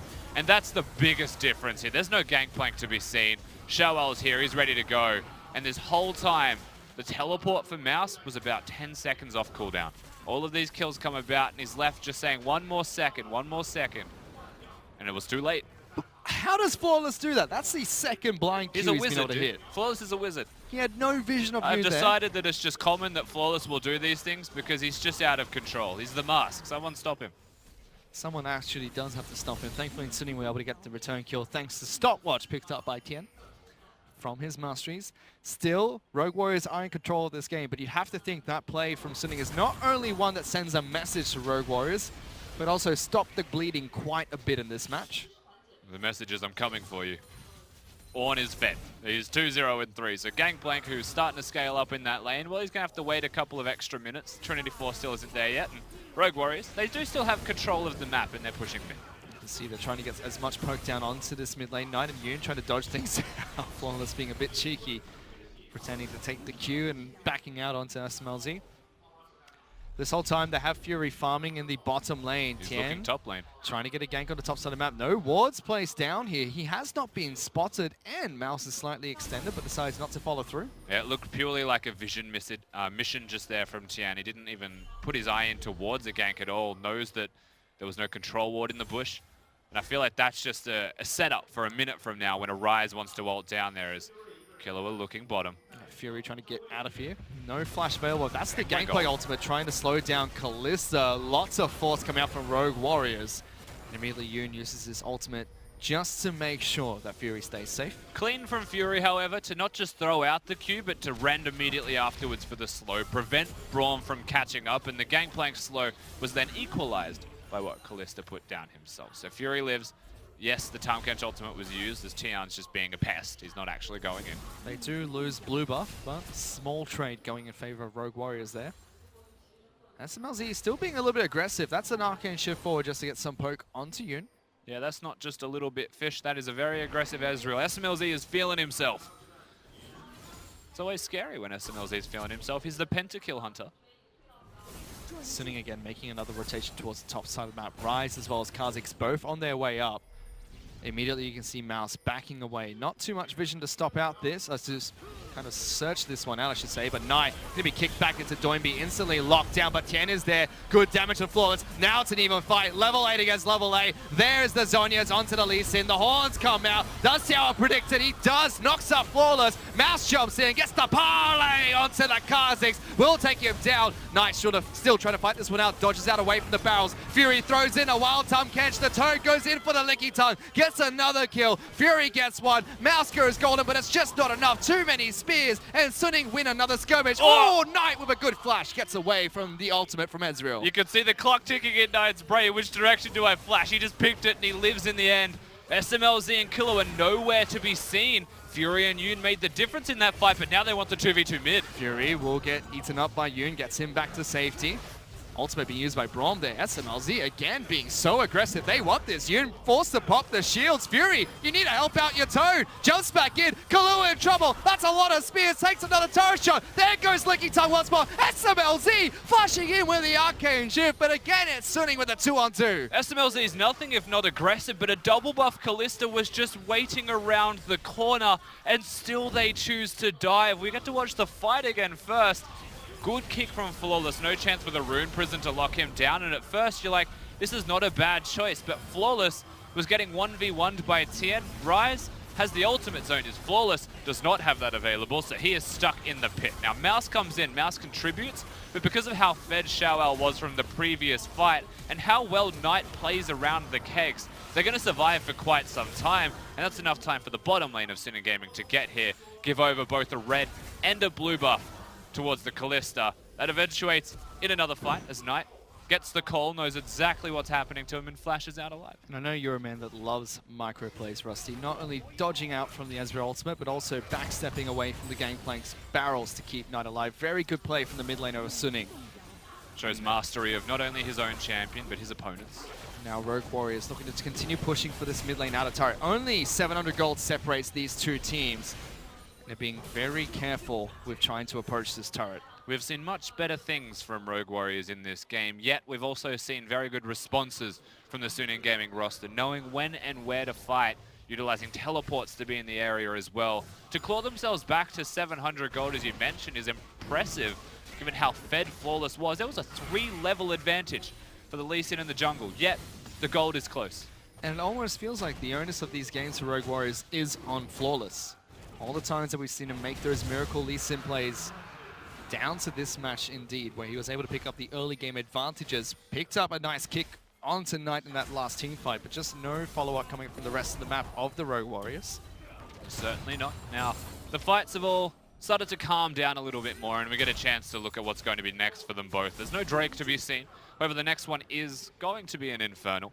We look towards the Rift Herald on the top side of the map and say, well, that is a definite possibility for either of these teams. You'd feel like it's going to be in the direction of Rogue Warriors that they want to go there. But with the teleport coming up first from Xiaoao compared to that of Mouse, well, there's a chance that they actually prioritize swapping lanes going towards the other side of the map. And that's why Rogue Warriors haven't. They'd have to physically walk there to be there first. And only now they're starting to make the plays instead. Again, Flawless being a little bit aggressive here, trying to get the Q onto Knight. Tien once more waiting in the wings. We've already seen now that he's equalized in levels against Flawless. Has similar items. Still Flawless ahead with that Knight's Vow picked up. But was able to go one-on-one against the Lee Sin after the kick onto Knight.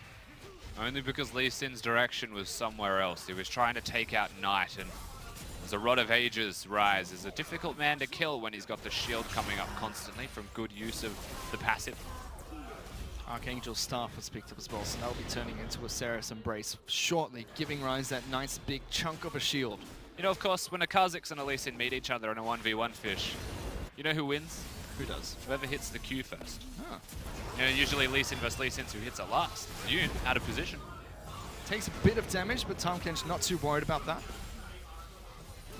The reason that it's who hits it first is because they'll probably just kill the other person in one combo. Whereas Lee Sin versus Lee Sin is who hits it last because they have the execute on the Q. SMLZ again continues to be very aggressive. That's an arcane shift forward. Flawless now jumping in aggressive as well. Knight gets so much damage. Yoon, what are you doing there? No, that's not great, but they still go for the team fight. Fury pumps his own stopwatch to try and stay alive. Mouse jumps in to try and save it. Xiaoao with some great damage. Teleport does finally come in from the gangplank. Kha'Zix is going to fall. Knight takes the blast cone over the wall to try and get back to safety, but Doinby is on the hunt. There goes the ultimate from Rise. Will he get out? He does the do-si-do. They ping the wrong direction. He's going straight towards the base of Rogue Warriors, but it is Rogue Warriors that go to push for more turrets. Yeah, Rise has to lick his wounds and go back to base, but that gives so much time for Rogue Warriors to push towards the middle lane. They get a structure, and finally, We get to see a full fight from them where they want it, they continue to get it, and then they actually win the 5v5 straight out. Yes, some questionable decisions there from the side of Sin Gaming. The one problem that you will see after this is Yoon throws himself in willingly to try and assist the team because they see Flawless as a low health member, thinking they can turn this around, but then he's just out of position. Also, Flawless, I'm pretty sure he tries to kick on as he flashes and W's. It doesn't do anything, so that's also unfortunate for him. Very well done from Fury, however, to Zonies at the perfect time to prevent the kick from killing him. The end of that replay was Knight doing the do-si-do, getting out of a sticky situation against Doinby. That's given Rogue Warriors a sizable gold advantage, just over 3,000 gold in Rogue Warriors' favor. Yeah, we're pretty much back to complete map control, meant to be belonging to them as Flawless hits the Q and wants a fight. Well, Tan finds him, jumps over the wall, goes for the one-on-one. Yoon as well as Fury are waiting in the wings, looking to try and get some damage in that top lane out of turret. Tan sticking around, going for the fight. He gets kicked into a Tom Cash. Yoon says, I'll take that, I'm going to save my bug. But the rest of the Rogue Warriors are going to continue with the push. Tom Kench landing the Winter's Bite, but no follow-up coming out from Rogue Warriors. Flawless kicks him away, and Yoon has the safest hands in the East as well. Immediately catches him inside his mouth, of all things. A very awkward interaction that we just saw from Sin Gaming's and Rogue Warriors junglers, respectively. But aggression from Tian. Knows that he wants to fight Flawless. It's just that the Karma has too many shields, and having the Athene's Unholy Grail for a bit of extra health back, Flawless was fine in the end. Suning really wanted that top lane out to turret. Every turret counts now that they are down 3, and that should be where the 3,000 gold lead Rogue Warriors have acquired comes from. Well, yeah, they don't have a single turret themselves, Sin Gaming. Not even the bottom lane turret when they were doing so well. It's mostly because they've been roaming well, not laning well. And Rogue Warriors picked up 2 elemental dragons of this game, both of them Cloud Dragons. Next one to spawn in a minute and 30 seconds is an Infernal Dragon. And the first team fight for Rogue Warriors was over a Cloud. Second one uncontested, picked up by Flawless. The third one will definitely be something that these two teams look towards fighting over. You would absolutely expect that. And Infernal Drake is something that Rogue Warriors may put a higher priority on, especially given that they are ahead and they've got big item spikes respectively for all of their players now. 2 items on the Ezreal, 2 items on the Gangplank as well, but 3 very cheap and cost-efficient items for the Karma. I feel like Doinby is at a point in the game where he's pretty much at max strength, as mid lane support style Karma would go for builds. You take a look at the opposite side of the map though. Rod of Age is fully stacked with Ninja Tabbies, as well as a Seraph's Embrace, ready to go for Knight. He is a fairly tanky Rise now, sitting on the components of his next item, but Doinby looking to be ganked here in the mid lane. On directs the ultimate perfectly, and it's a left-right good Knight here. Suning take down Doinby. That felt so unconventional from Sin Gaming, but Doinby has no counterplay, just dies. And that coincides with 20 seconds until the Drake spawns. That was honestly just clean, and that was so pretty. Taking down the mid laner right as Dragon's going to spawn. Suning make their way over towards the pit. Actually hiding in a bush here. Rogue Warriors, they're going here, going to look for the fight, sending into Tom Kench first. Knight as well as Xiao Ao delivered into the front of this team fight as well. Kahlua will flash away. Fury goes forward, gets the render, slow him down further. Tian has to be careful. He's been tagged by way too many spells coming out from SMLZ. Xiao Ao hit by the Braum passive. That's an arcane shift forward. Yoon will eat him up and get him back to safety. Suning now on the retreat. They look for the team fight. They didn't get it. Now Infernal Dragon's left to be contested. The first dive was very pretty. The second one looked cool, but it wasn't exactly the correct idea. I have this feeling that going to the Infernal Drake and forcing Rogue Warriors to come to you would have been a far better option. Now, Rogue Warriors have just started Baron.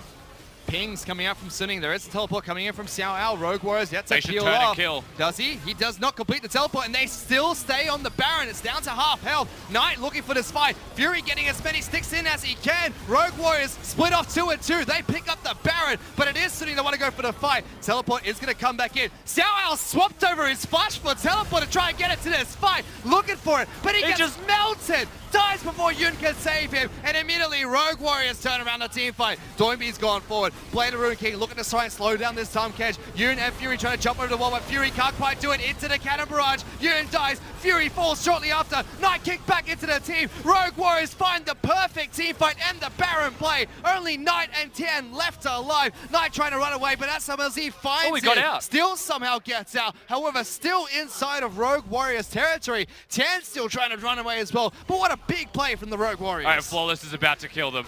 Woo! There's one. They're looking for the last remaining member. And it's going to be drink free after. Let's see if they can. Tian still trying to run away. Goes invisible, but SMLZ predicts that Arcane shifts in. And that was beautiful from the Rogue Warriors. Lots of dancing to try and survive in the end from Suning Gaming. But Rogue Warriors make the correct call. They look towards the Baron. Super smart idea from them. Now Shawel teleports, cancels. Super clever from him to change his other summoner spell with the unsealed spellbook, however, and get a teleport out regardless. But he dies instantly. He changed 3 summoner spells, Rusty. That is impressive. He certainly did. Now the Baron was secured. It's a Callista with a blade, an Ezreal with a lot of damage, not the Callista. I heard Ren stacks, I was disoriented. Shawel dies. His build's not very tanky. Like, he's got tanky items, but he's going to go down super quick. And from this point, with the front line gone, Yoon can't sustain himself for that long. Akama is able to chase incredibly well. They just lock down everybody. Not a chance in the world for Suning Gaming to survive here. All they had to try and do is run. Not even flashing to try and survive. Ults to the other side of the map, and Rogue Warriors hunted them down. They were just not in a position to fight there, Suning, but they still looked for it anyway. Even when Xiao teleported in, it still looked like it could be even, but while he was tanking up the entire team, nobody from Suning was dishing out any damage as they cut down the tankiest member of their squad. And Rogue Warriors now on the aggressive front. 8,000 gold up against Suning, taking down bottom lane in a turret. Yeah, they were looking to trim the top wave so they could threaten all 3 lanes at once, rotate between mid and bottom the entire time as top was going to build up a slower push. But Rise had cleared it out, so it's not going to do anything up there. It's just 2 lanes as the focal point for Rogue Warriors. Karma was at blue buff, so he's only just coming now, and that means they're looking towards bottom. They're going to start being more aggressive shortly. Rusty, last game it was Suning that had the poke with the Corki, with the Ezreal. Now it's Rogue Warriors with the Karma as well as the Ezreal themselves. Doinby heads back, picks up the minion wave with Baron buff. Just making sure they get there that little bit faster. On ultimate is going to be coming in though. It was blocked. Instantly blocked by Kahlua. It's an interaction we commonly see. Xiao Ao jumps in and jumps back out. Good poke coming out from Karma. Yoon down to half health, looking for that grey health. There's the game with ultimate. Oh my goodness, Flawless! Where the heck did you come from? Right out of nowhere, gets the kick. Knight mistimed as Zonya's Hourglass does not take his ultimate back in towards his base. He's probably going to fall for this one. SMLZ trying to hunt him down and it's going to continue the chase. Meanwhile, the rest of Rogue Warriors will take down the inhibitor in the bottom lane with that single pick on the mid lane, and they're going to push for more. It looked very confusing from Knight there, not actually taking his ultimate out to safety, but at the end of it, they get the kills, Rogue Warriors. They look forwards, they continue to siege. And whilst they don't have the Baron buff with Rise dead, they can certainly try. Going to be pushing straight in. Rogue Warriors get damage on this mid lane inhibitor turret. 20 seconds until Knight's back up. Major ultimates down for Suning. And they're going to continue pushing through here. They might reset, look to go for that one final push, and they choose to do just that. It's going to back off this time. Of course, without that Baron buff, ending the game is almost unrealistic, especially with Rise coming up in 4 seconds from now. So all 3 lanes, all 3 inhibitors, play it out as best you can. In fact, I would recall after this turret because they will have a lot of money to spend, you would have to imagine. And that last amount of money is the difference between just being strong and winning. It's 11,500 gold lead for Rogue Warriors at the moment. Suning are slowly bleeding out. It looked like it was over from the early plays that we saw from Flawless. However, Suning did fight back in this game, but Rogue Warriors just looked like the better team in game number 2 thus far. Yeah, and thank God we see some fight in the Rogue Warriors system. It is a little bit closer to Billy now that we've seen game 2 come about. And it's not just because they didn't really know how to play or they never engaged. It's that this time the whole team was working with their jungler in contrast to BLG. So much better, cleaner team performance. Doinby in particular roaming earlier. He got his Karma, one of the signature champions for him. He was allowed to pick it. And whilst it doesn't look like he's done a crazy amount of work, right? 0-3-11 doesn't stand out as the star. Flawless still will. But Flawless can look like the star because mid lane's going to come and assist.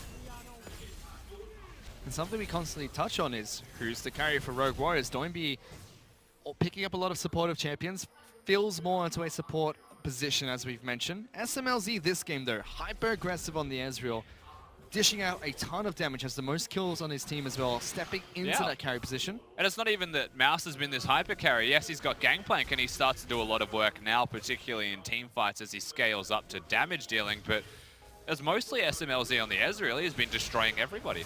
And as Doinby said in the interview earlier, if Mouse is doing well, they probably are going to win, and he's doing fantastic so far in this match. Flawless, still jumping around inside of Sunning's base, threatening with that kick. He's got the Q under Fury, but there's no minion wave. And that's when they would usually push forwards and go. They are looking towards at least the turret. Flawless jumps in once more, threatens, but doesn't go for it. Again, Killua blocking out the ultimate coming out from Xiao Ao. Top lane inhibitor turret falls, and Rogue Warriors are now onto that final inhibitor. And still potentially the fights to follow as well. A nice keg from Mouse to chunk out Xiaowao, who's meant to be the tank of the team. He is no such thing. These minions, this much pressure, you feel like the game's over unless we get a miracle out of Suning Gaming. Suning needs to go for that last and final team fight. Flawless again jumping in, threatening, but Suning happy to play that game of chicken for now. First Nexus turret falls, again Flawless jumping in, this time getting the flash out of Suning members, AD carry.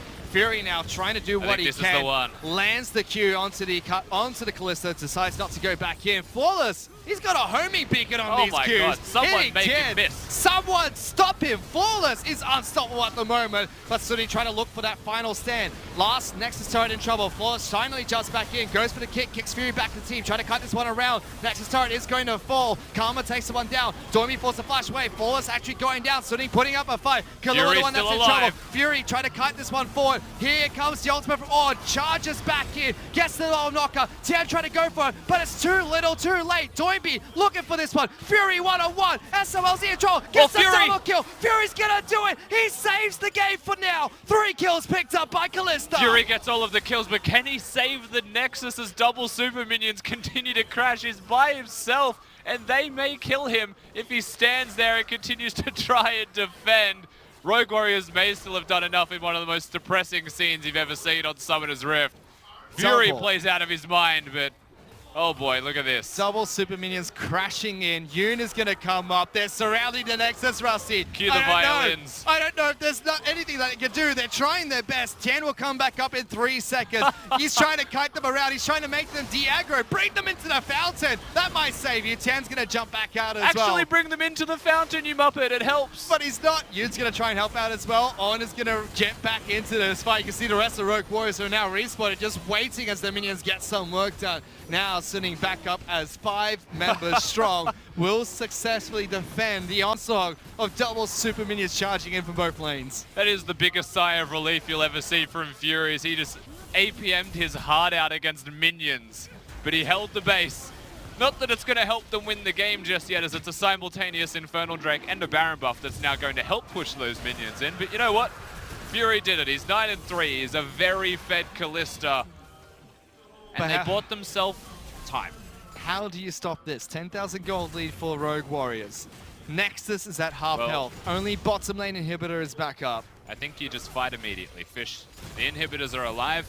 Your only chance is that you fight before they get towards the Nexus. If Rogue Warriors touch the Nexus, it's likely over. But Xiao Ao decides not to go further forward. Suning still waiting. Tom Kench is probably going to ult into the back, I think. They have to.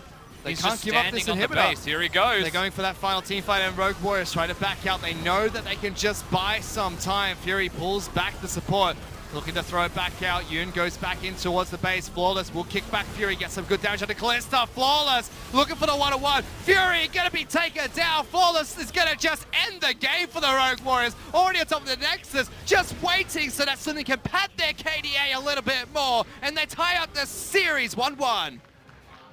Chooses to get some extra kills first, and Flawless, close to aptly named after the early game of this game number 2 between Suning Gaming and Rogue Warriors. The Lee Sin was huge, but SMLZ hit it home hard afterwards. And after game 1, Rusty, I thought we were in for a one-sided affair, but game 2, Rogue Warriors not only getting a lead for themselves nice and early, they lost it throughout the mid game, were able to secure it in the late game. Of course, SMLZ is elated with their victory in game number 2. As he always is, Rusty, as he always is. I've never seen the man smile, honestly.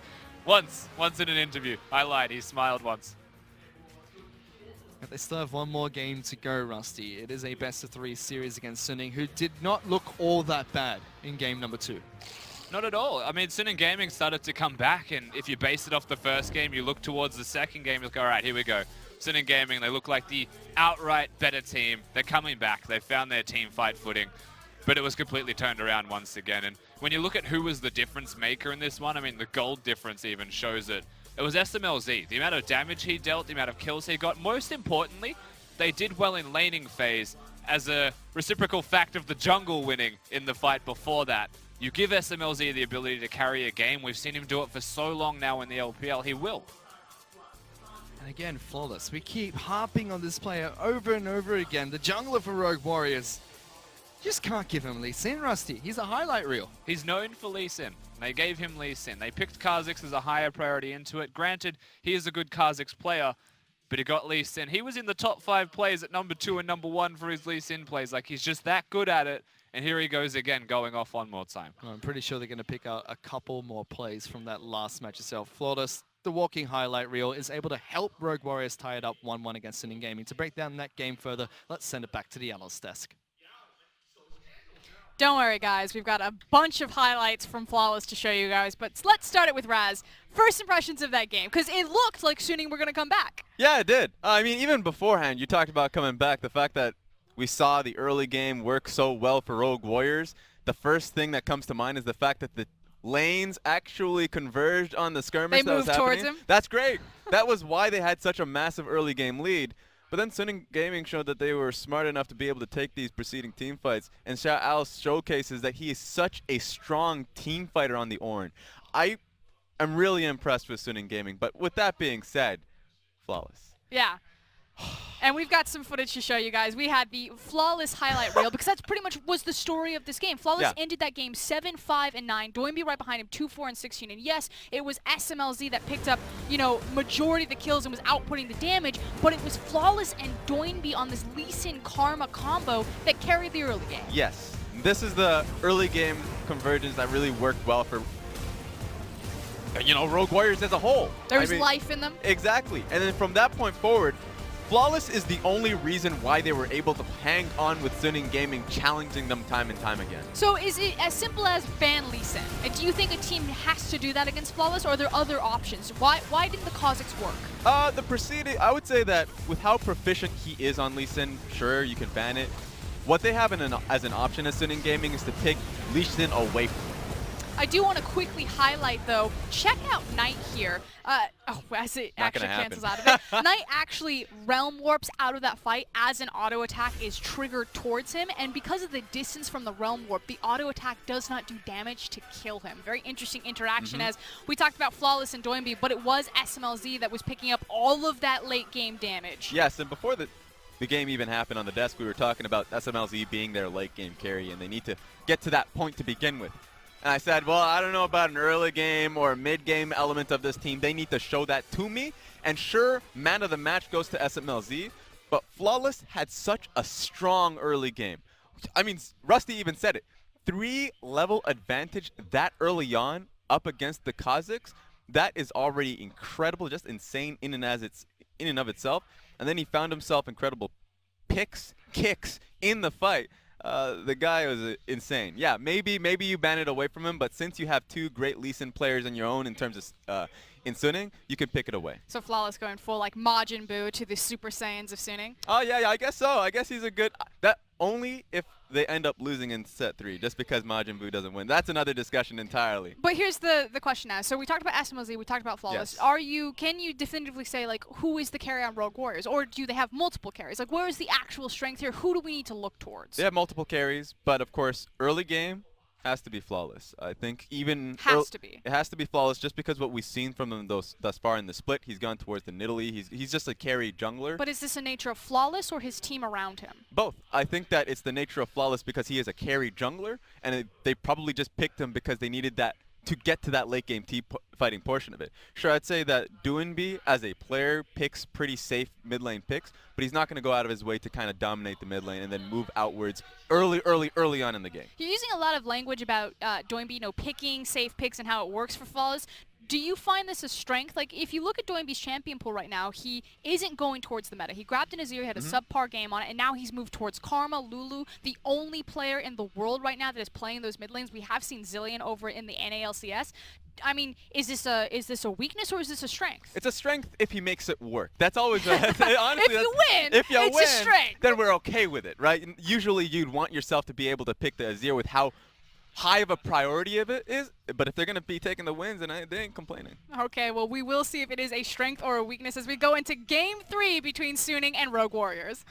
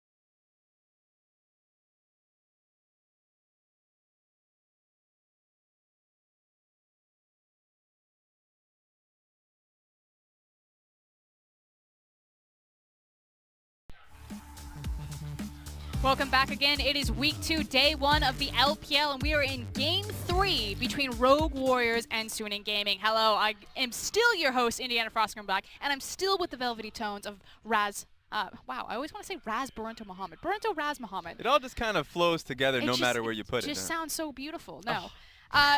Game 3. So far, the first thing that I want to talk about, because we do have a substitution coming in, is that Suning have decided to sub out their jungler. So it went from Tien, it is now going to be Hacker. Raz, who is Hacker? That's a big one. I would say that last split they brought in Hacker for the team to be that aggressive jungler, which is funny because a lot of the champions that we've been seeing coming out of Tien is very shared in between the pools. So Kha'Zix, Lee Sin, both of them are being played by both junglers. I do expect this to be a change-up just because it's a fresh mentality, and I want to see that Lee Sin play coming out of Hacker. So you think it's a stylistic mismatch there, where they're just trying to catch Flawless off guard? Yeah, perhaps. I think they're very similar, and it's going to be difficult for a lot of analysts to kind of look at this and say, Tien and Hacker, which one? What's the real difference here? I would say that Hacker has shown more of a propensity to look towards mid lane and try and gank that a little bit earlier on. Maybe that is an indication of that. So I want to see more towards what is the mid lane jungle matchup here. Is it going to be a Malzahar pickup from Knight? Because that seems to be what's interesting me the most. So if Hacker and Knight are going to be throwing curveballs at the mid lane, you suspect because Hacker does have that tradition of ganking mid, do you think Doinby is the type of guy that can absorb that? We've already talked about how he plays more of the supportive picks, yes. the Karma, the Lulu. Is he someone who can just take all of those punches? He has in the past, but what makes this harder to say now is because we've seen the last game. We've seen the last 2 games, and he's been picked up by not 2 people. It's never just a 2v1. Seems like they just bring in the whole family. So he can deal with a 2v1, maybe even bring in his own jungler at the time because Flawless has been playing really well. but I wonder how many people they bring into this fight. Is it more than just a skirmish? It becomes a larger fight, because this seems to be an exciting fight between both teams, because it's never just a 1v1 or a 2v2. So where does this match break? As we see the substitution there on your screen, again, it is the jungle sub Tian for Hacker there. Is this the difference? Is this how you break this match open for Suning, by adjusting the jungle? Yes. In pick ban, and it seems just a mentality as well. Pick ban, just because we saw what the Lee Sin could do. I think it would be a waste to ban the Lee Sin just because Hacker's shown a propensity to pick that pick and do very well with it. So they're don't trying ban to it. cover in draft phase by having Hacker. Yeah, get the pick for yourself, and at the same time, see what you can do in the mid lane. I think that would be a great adaptation. Cool. Well, it's game 3. We're going to send it over to the casters. Fish, Rusty, close us out.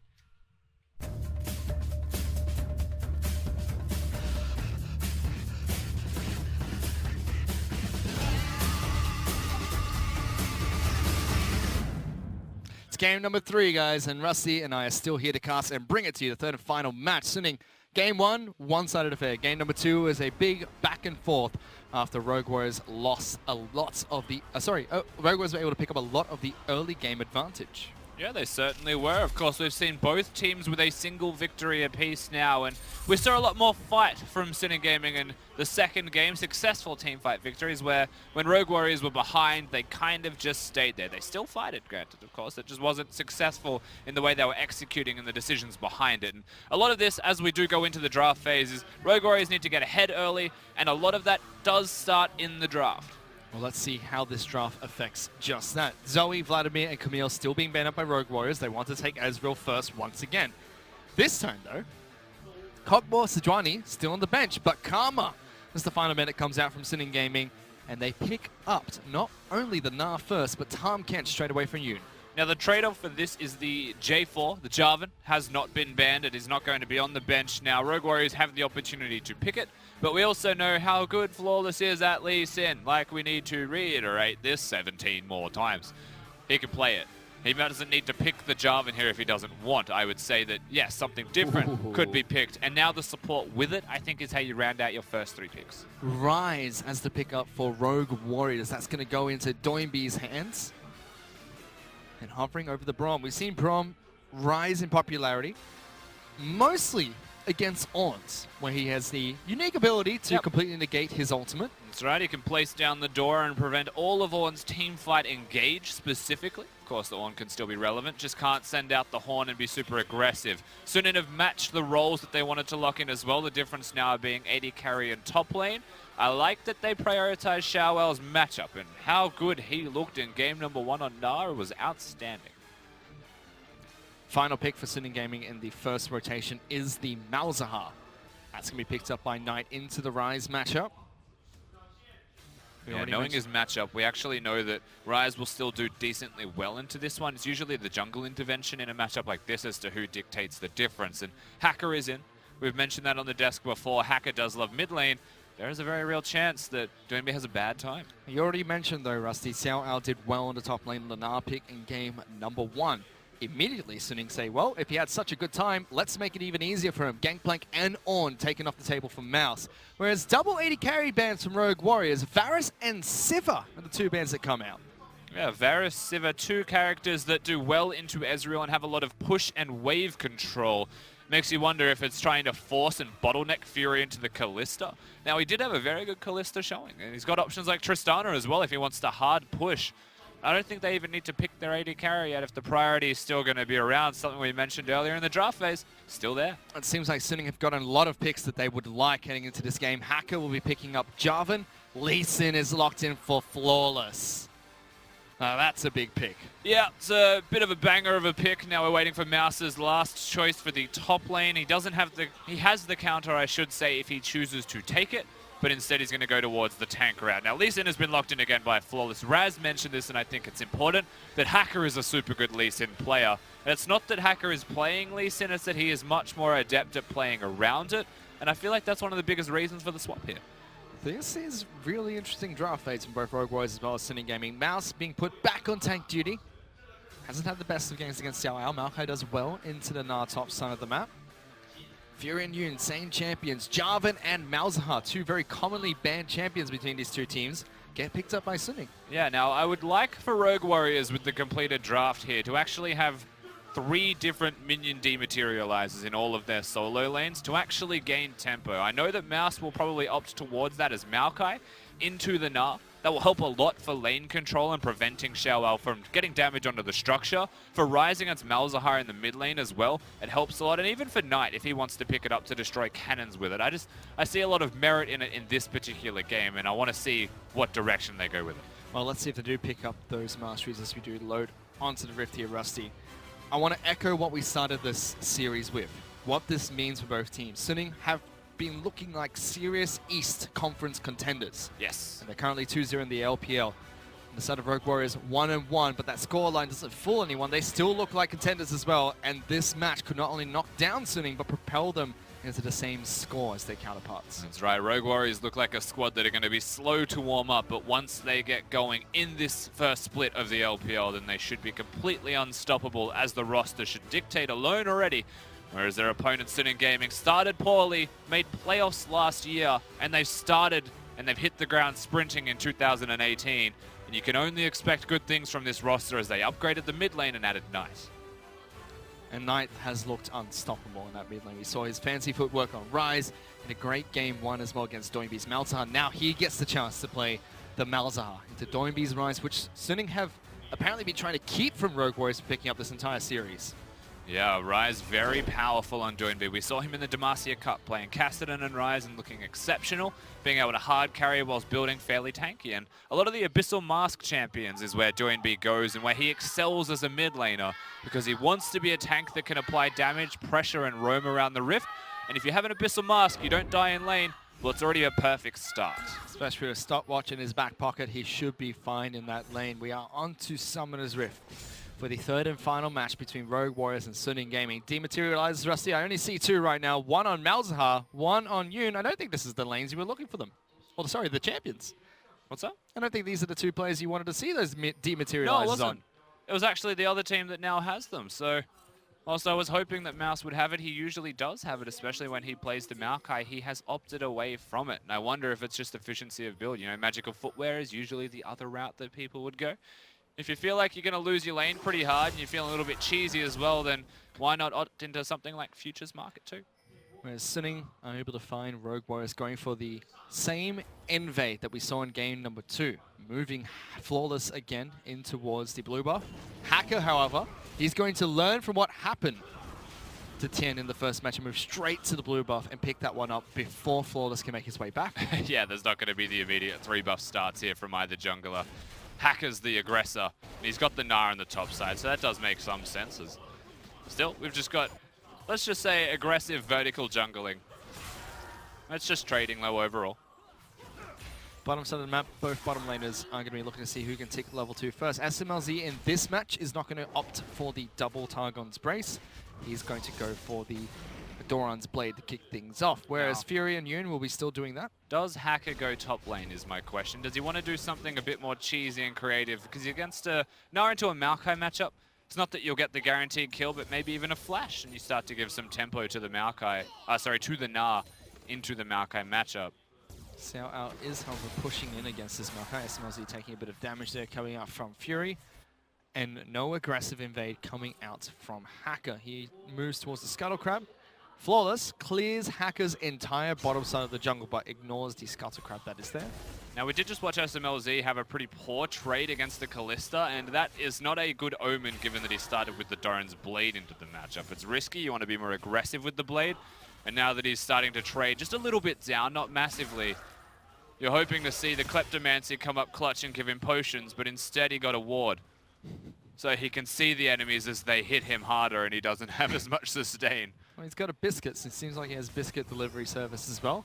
That should help him out a little bit in this lane. Yeah, another way to compensate, of course, for having the Doran's Blade. It's all about controlling the wave a little bit more so. And when you've got Lee Sin on the bottom side, yes, he's currently spotted, but Ezreal will be able to rotate quicker this time. Hacker is going to be farming through his entire top side of the jungle. He knows that his bottom side is probably gone thanks to Flawless. Flawless returns and picks up a Scuttle Crab for himself. And this bottom lane, SMLZ still being hyper-aggressive against Fury. Yoon doing a good job of blocking the Mystic shots from Ezreal when Fury is out of the open. Fairly equal trading across the board. The 2v2 we mentioned it has control. Mid lane is sharing teleports and top lane is just having to push and deal with one another as they push towards usually the Maokai side of the lane. It is those junglers where naturally you'll direct your attention and see if they can make the ganks, but you mentioned it, Fish. With just full clears to be seen, it's all about that what's next after. And it feels like Lee Sin, not getting the ganks off, not having the buffs available, is probably just waiting around for level 6. Potentially. But a very quiet game between Rogue Warriors and Sinning to kick things off. Flawless is going to be spotted out by that ward. Put down a pink ward of his own, knows that he's collapsing in towards Hacker. Doinby is here as well. Let's see what Hacker decides to do. Can just flag and drag his way out. And Flawless, I believe that's one of the first cues we've seen him miss. Hacker.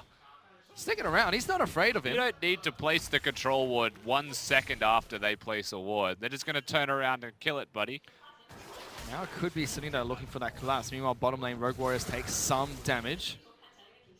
He's not done. Get out. Knight, he's going to be found by Flawless. That's some good damage coming out from the Lee Sin. Hacker's going to follow up, and Flawless says, you know what? I've done my job. I'm getting the heck out of here. Flawless is invading because he has the timer of the enemy wolves. He also knows the Gromp, and he wants to be aggressive and make those plays. Doinby was there at the correct time as well, and suddenly Flawless chunks out Knight. Doesn't have teleport, so he has to walk back to lane as Bottom's teleports in. Teleport coming out from Mouse right behind Sunning's bottom lane. Jung going aggressive against Kulor. He's even flashing for it. Eats him up. Is that enough damage? One more auto attack would be enough. Not enough from the Ignite, and SMLZ gets first blood. Yun tries his little heart out to get a kill, but it's not going to be there at the end.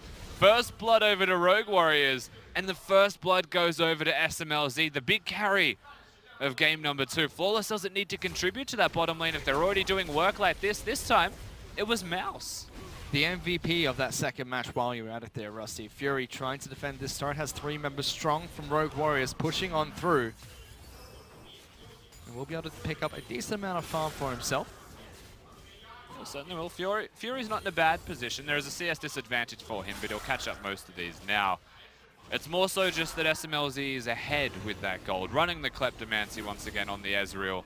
And I guess we can note at this stage that Ezreal is a high priority for a reason between both AD carries. Of course, just in the world in general, but particularly in this set, the Ezreal just seems to win. Very early pick up for the Manmune coming out from Ezreal as well. SMLZ should be starting to take control of this lane against Fury and Yun. Flawless just heads back into his jungle, continues to farm up. Hasn't had the same impact that he had in game number 2, but still starting off this game nice and strong. Now, I think your counterplay from Sinning Gaming, based off Rogue Warriors having the early edge, is actually to send Knight and Hacker towards the top lane where Xiaolao is. There's no summoners for Mouse, so if you really want, you can do the opposite of that, however, and send them all to the bottom lane / the Mountain Drake, utilizing the teleport that you have an advantage. I just feel like it's a bit easier to pick apart what is just armor boots on a Maokai at 6 minutes in the game as we we cross over to the ultimates available point.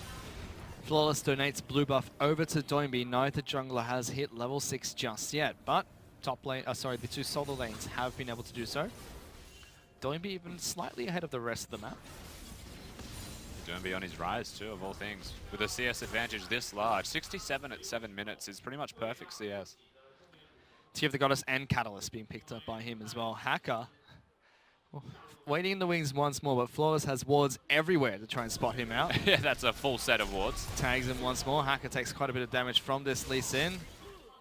And he will lose another control ward. But Flawless just continuously plays with fire, simply because he knows he can. Mouse teleported bottom lane last time. Now he's walking in the jungle, and the Rise is already here, and first at that. He's able to get this red buff, or potentially take this red buff. Na's still on the top side of the map. Xiao does have teleport, but with the Maokai here, Flawless is going to be able to get another good counter jungle going onto the red buff camp. You have to watch where Hacker and Knight go in response to this now. Do they go to the bottom side of the map? Well, realistically, because the 2v2 of Rogue Warriors is winning, they cannot. That means that it's just a clean red steal to be secured by Flawless and the rest of Rogue Warriors. Well done as a team to pick up those smaller extra advantages. They're still looking. Well, one of them is now. Hello. Doinby is now over the wall. Hacker looking to see if he can reset this. Doinby is going to be able to pick it up. Hacker then goes aggressive, but he doesn't have anyone in front of him. Doinby just says, you know what? I'm going to take this ultimate and get the heck out of here. Flawless forced to flash away from the chasing Malzahar, but still, they take both red buff and blue buff. I think that Knight probably should have flash ulted the Rise before he got the Zonias off. There was a hint of delay from doing, but he wasn't sure if he needed to Zonias. He saw the Malzahar and then opted into it. There was an opportunity to get a kill there. Instead, it's just the blue buff. Doinby with so much pressure and with no smite from Hacker, they're able to pick up a consecutive objective and a major one away from the jungle of a Suning. Hesitant coming out from the Suning mid laner. Suning slowly falling further and further behind. About 1,000 gold is what separates these two teams, but Rogue Warriors look in control of the map for now. You now trying to blast Cone away. That's a teleport coming in from Doinby right behind them. Fury does have flash. Yoon's in some trouble. He'll use nice and early. Yoon will be able to eat him back up. Looking to try and kick him back into the team, but Yoon wants to get over the wall. Throws Fury out. Fury pulls the time catch back. Hacker says, let's go back in. Come on and slam. Fury even flashing it towards the fight. Knight is here now. Yoon gets that first kill. Xiao's trying to get into the back lines. SMLZ snipes one off. He jumps back in knowing there's a Na right behind him. Na with his first kill of the fight. Knight popping his own stopwatch trying to get away. Flawless almost gets him, but Knight flashes at the right time. Doinby is going to fall. Xiaowao picks up that kill. There's a 3-for-2 trade going in favor of Suning Gaming. Xiaowao arriving is the major difference here. Mouse's teleport once again is about 5 seconds away at the end of the fight. And they just bring too many extra members down. He's still pressuring. He's still pushing forwards. He wants to fight. He's still going for it. He says, I'll fight you, Flawless. Takes a lot of damage for that. Will turn into Mini Na and jump away. The end of the trades, though, Fish. It felt very disjointed. It felt very disconnected as to how these fights are happening. But Rogue Warriors are going first. They're making the plays. They wanted to take down Fury and Yoon. Kalua's about 15 degrees off on all of his Braum ultimates, but Flawless was there to kick them, and they get over the wall. You're like, okay, it's done. And Hacker just jumps in on the ball. They throw everyone back in and flash bang. They, what on earth? It's because Knight's there, and Xiaowao also has the teleport. However, by the time they get there, most of Suning Gaming have started to die. Nice to see the beauty of stopwatch here, Rusty, as 4 members of Suning use it during that team fight. Whole lot of golden one by men. one. But the stopwatches were the real MVP, you were correct. What should have been a lot more deaths for Suning Gaming was a calculated risk that shows perhaps mastery of the current patch and the current meta, and Xiaowao is the winner with his Black Cleaver. Black Cleaver is ripping Mouse to shreds. Xiaowao threatening to go Mega as well. Good return damage from Mouse as well, some sustain from his passive. And once more, Rogue Warriors have their eyes set towards the bottom lane. Mouse is going to be able to get down there. Fury stuck underneath his turret, no flash available for the poor Kalista. Flawless rightfully picks up a kill for himself. Now Doinby's down here as well. Sunny, you've got to run, abandon the bot lane. There is no hope for you down here. Ultimate gets thrown out by Mouse. Yoon's going to try and get away, but Flawless, did he stop him? He was cancelled, gets the damage down. Going to continue chasing down this Kane turret as far as possible. Yoon will slowly fall to Lisa here. Trying to go for that one-on-one. We'll have a little bit of grey health. Throws out a control ward while he's at it, but Flawless, easy kill for him. Yeah, Flawless knew that he had it in the end. A confident play from him. Didn't go for anything crazy. Just stood still and delivered the damage. Rogue Warriors now also getting that first turret with so many different teleports down into the bottom lane. This time picking up on the advantage with the fact that Suning don't have it. Xiaowao's responding. But they also know that Mouse, he can't 1v1 Xiaowao at this stage. That was a 2-0 now with a blue buff coming up to his lane. So he gets the heck out of there, and instead they kill bottom.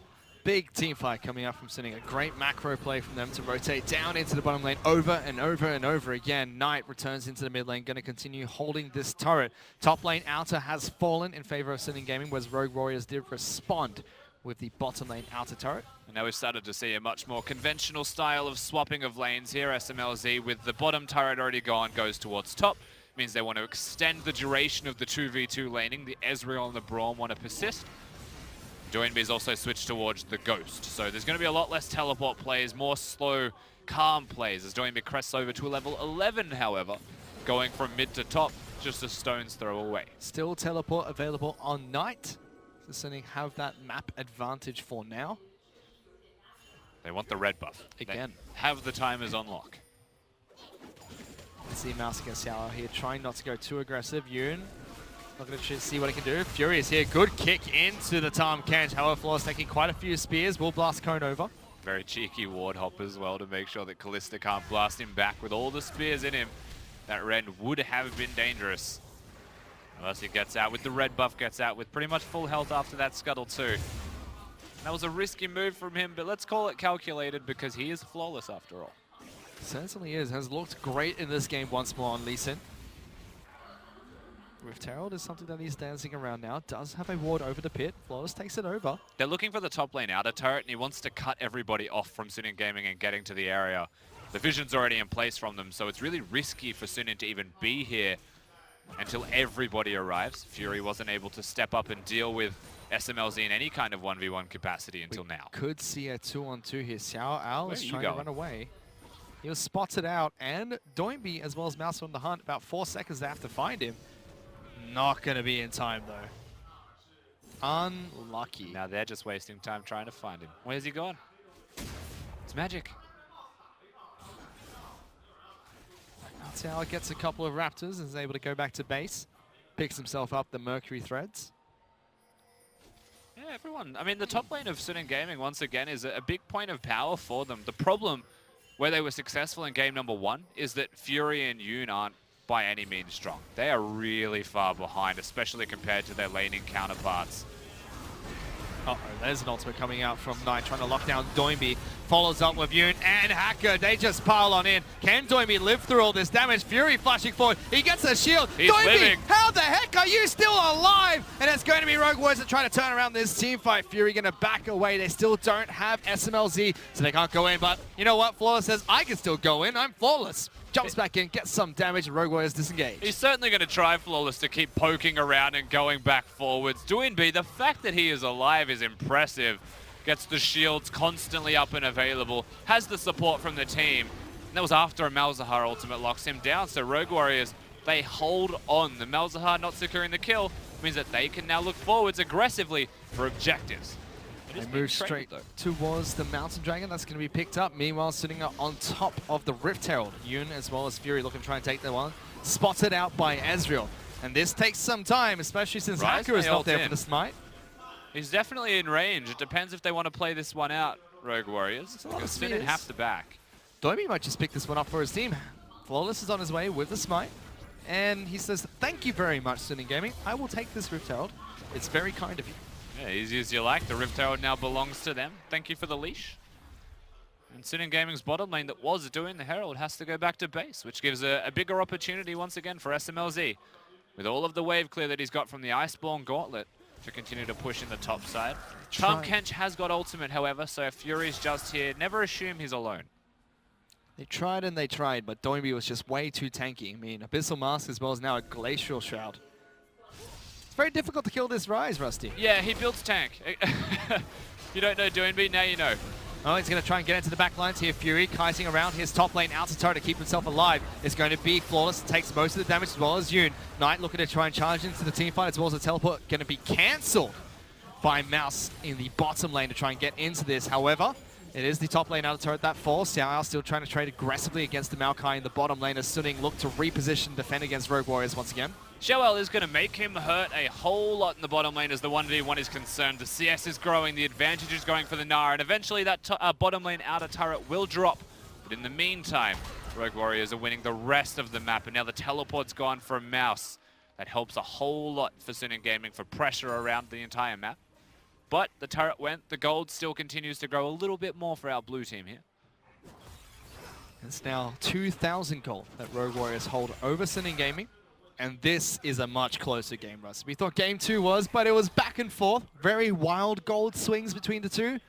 This is a dead even match. I guess now's also a good time to clarify as they're fighting on the bottom lane outer turret that Doinby always goes Righteous Glory on Rise. He goes Righteous Glory every single time he plays. Because he likes being tanky. And I guess the concept behind Righteous Glory, right, is that you don't need to ult into the backline. You can actually just run at them with your Ghost, pop Righteous Glory, and no one can escape you. You have a slow at that as well if you're standing next to them.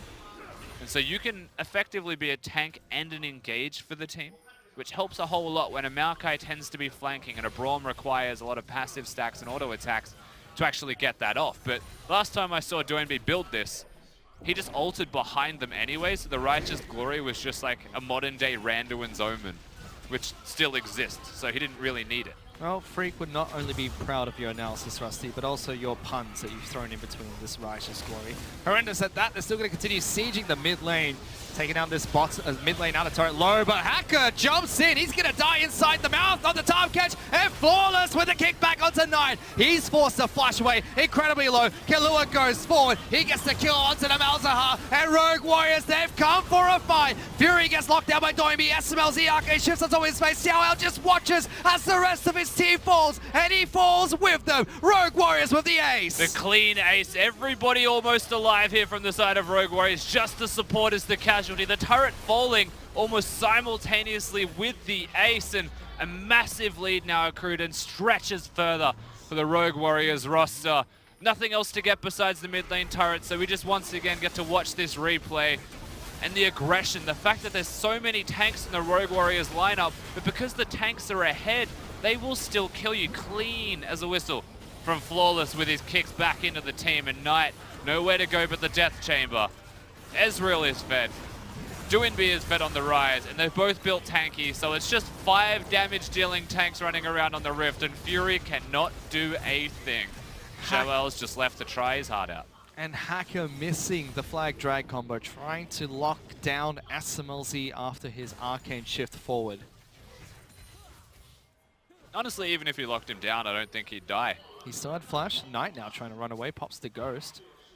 Doinby was waiting to see if he could deliver them into the back lines, but instead, Baron buff is now up. Stop it, Flawless. You ever seen Rengars interact with explosive plants? It's my favorite thing ever. Jumping onto it, being knocked back in the same place they came from that bush. It's great. Stunning now know that this Baron buff has been sudden at half health. Oh, they want to fight though. Here comes the Rise ultimate. Let's go. Pile on in, boys. Yoon trying to flash away from Mouse. Mouse flashes forward. Instantly locks down Knight. Nothing that Malzahar could do in that fight. Doinby split off from the rest of the team. 4 members of Rogue Warriors on top of Yoon. He pops the great health. Gets a big shield, but 3 members strong. They take him down, and immediately they ping to go straight back towards Baron. Easy picks, easy map movements from Doinby on his rise. You got to see the Righteous Glory in play there as well, as he just sprinted at literally everybody back into the Baron pit. And from this point, with 2 members dead, defending and actually taking that away from Rogue Warriors is near impossible. Hacker's going to be split off from Doinby. Fury as well as Xiao gets some good damage onto the Rise. Xiao is going mega.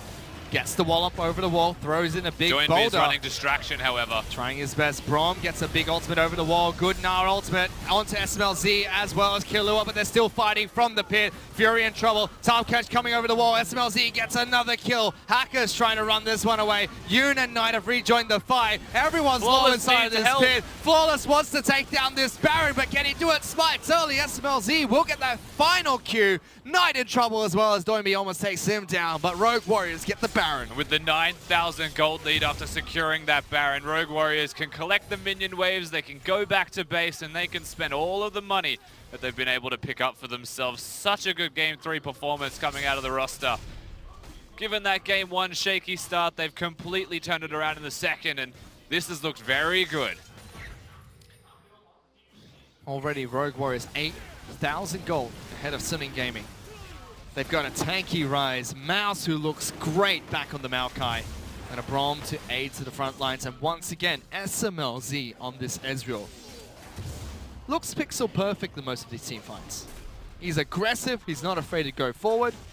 He's aggressive enough to have a serrated Dirk as his Ezreal for a last item. We are 22 minutes in the game, so he may finish the item, but instead of a Vamp Scepter, to go towards a Mercurials. So it's a bit pickaxe perhaps to finish off the item soon. And he's like, you know what? Let's get lethality. Which one of those items is he going to go for? Or is that just a... He's going to go for the Dustblade. Surely. If he gets to the stage where he has to buy again and the game isn't over, the Dustblade for Q-Procs is nuts. Well, SMLZ, let's see if he does end up completing that item. Suning are incredibly far behind Rogue Warriors now after what seemed to be a very even matchup. Look, nothing happened, all right? They did not want to cooperate. Well, they had the right to remain silent, and they did. Rogue Warriors now pushing down the bottom lane with the rest of their Baroned up minions. They actually have a Baron wave down here now. Rise ultimate not needed. SMLZ still arcane shifting very far forward. Good damage onto Hacker coming out from Doinby. Popped his Righteous Glory there. Doinby does have to hit full spell rotations to do any damage given how tanky his build is, but with a complete Seraphs, there's no chance that he dies unless everybody is hitting him at the moment, and they continue to pressure. And that's the thing, all of these tanks, even on those carries, Suning Gaming to defend this structure need to fight straight away. But Rogue Warriors can just disengage if they want. Mouse throws out the ultimate nice and early. SMLZ gets clipped by a couple of spells, but he's still fairly healthy. Locking down Xiao Ao, who turns into Mega before he can jump back out. Hacker critically low. Has to be ulted out by Yun there as the rest of Rogue Warriors march down the bottom lane. They take down an inhibitor turret as well as an inhibitor and still have some of their Baron buff to work with. Yeah, Hacker is mostly irrelevant right now as a player on Suning Gaming's roster until the Guardian Angel or something else that's equally as tanky exists. He's gone full utility in his defense, rushing a Locket. So that's acknowledgement from him as well, that I am nothing but a knock-up bot and someone that may have the ultimate down to lock multiple people into the arena, but I have to keep my carries alive. And then you look at his carries. You got a 1-4 Kalista and a 0-2 Malzahar. Really, the carry is nah. He's not going to be doing damage anymore. It's completely dropped off. So they are so reliant on waiting 5 to 10 more minutes. Another complete item at least for Fury so he can keep up with the trading of the other team. Well, the biggest wombo combo they've ever seen has to take place for Suning here. There's still ways for them to fight out these team fights, just doesn't look good for them at the moment. I think they need a 5-man Gnar ultimate to scoop them into the fountain. If he hits that, honestly, he's Jesus, and then they might win. But firstly, he's definitely Jesus for doing that. He's got to go back 2018 years, Rusty. Doinby going to go locked down. There you go, Knight. Flash it forward with the ultimate this time round. Locks him down. Hacker picks up the kill. Mouse threw out the ultimate to try and stop them from pushing forward. This is a 4-on-5. They're going in. And Tomkesh is behind. Rogue Warriors got to try and fight this one out. Flawless jumps back in. Mouse trying to play spoiler, locking them backwards. SMLZ trying to get away from this big Gnar. Using the QSS. Is going to get locked down by the Wallop. Now in the backlines, can fight front to back. Arcade shifts out of Hacker's ultimate. Hacker going to be the first casualty coming out from Suning Gaming. And Mouse, he is just so taking the front lines. That's a slam into a flash. And SMLZ says, let's go, boys, as he keeps going forward. Good spears coming out from Fury, trying to lock down the rest of Rogue Warriors, who are fairly low, looking to try and kite this one back. What was a 4-on-5 has turned into a very close 4-on-4. And it should just be the disengage in the end from both teams. They have to lick their wounds in gaming, and everybody from the side of Rogue Warriors does not die, but they can walk away as well, quite happy knowing that in a 4v5, they almost won.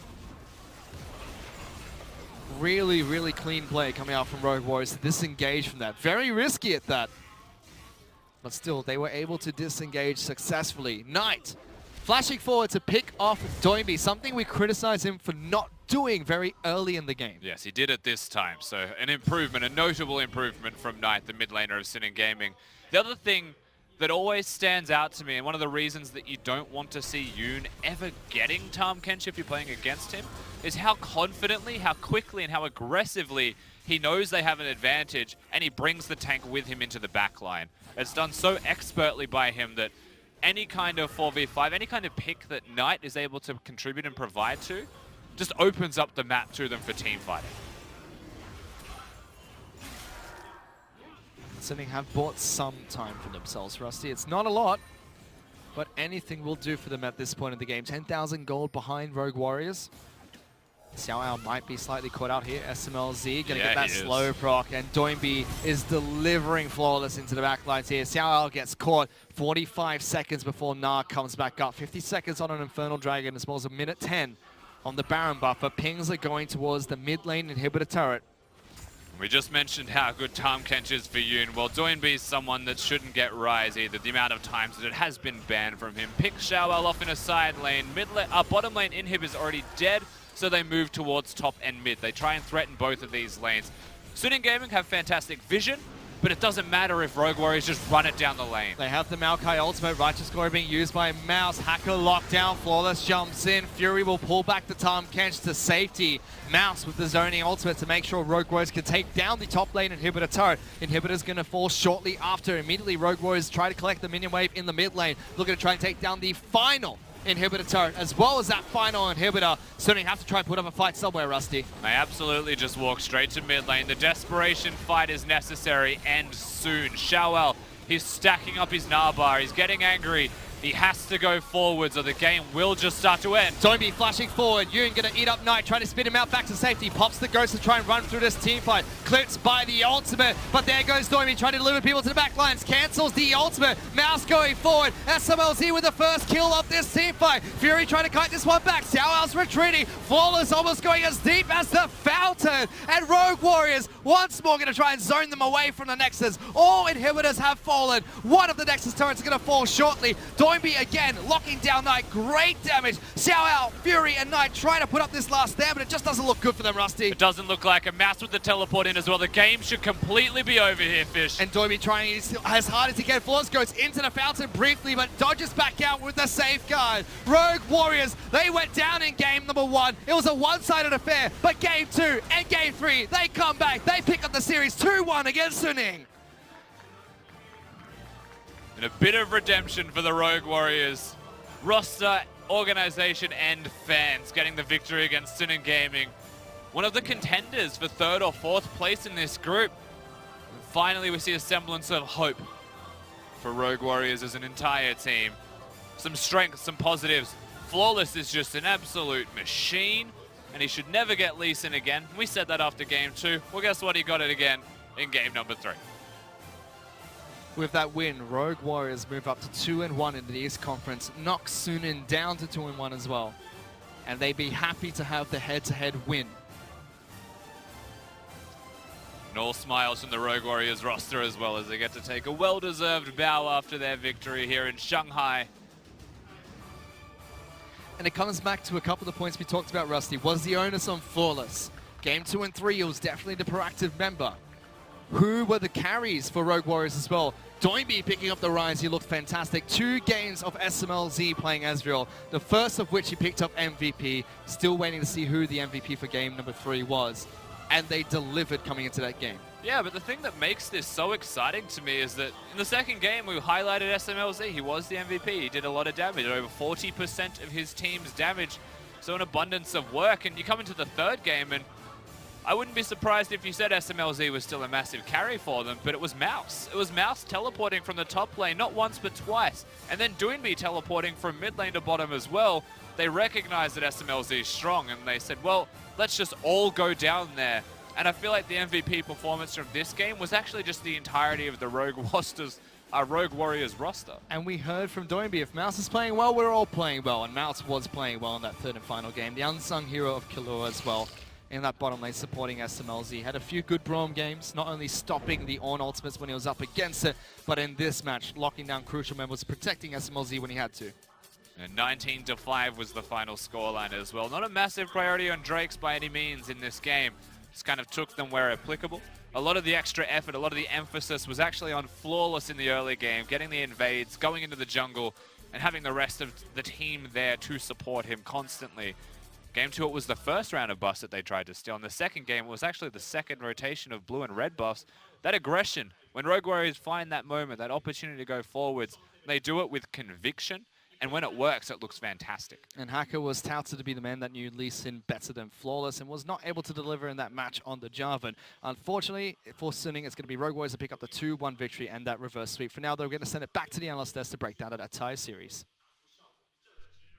Thanks, guys. And well, Mr. Plasm, you told me that Suning had the stronger talent individual. That Suning were the favorites to win the series. Wait a minute. Wait a minute. What happened? I didn't say that. You don't have video footage of that at all. No, okay. So I still stand by that. But the biggest key... That's fair. I like when an analyst holds his conviction. I'll stand by it. But I think the biggest key was actually the team play, the adaptation that came to that. So the adaptation that Suning made was very little.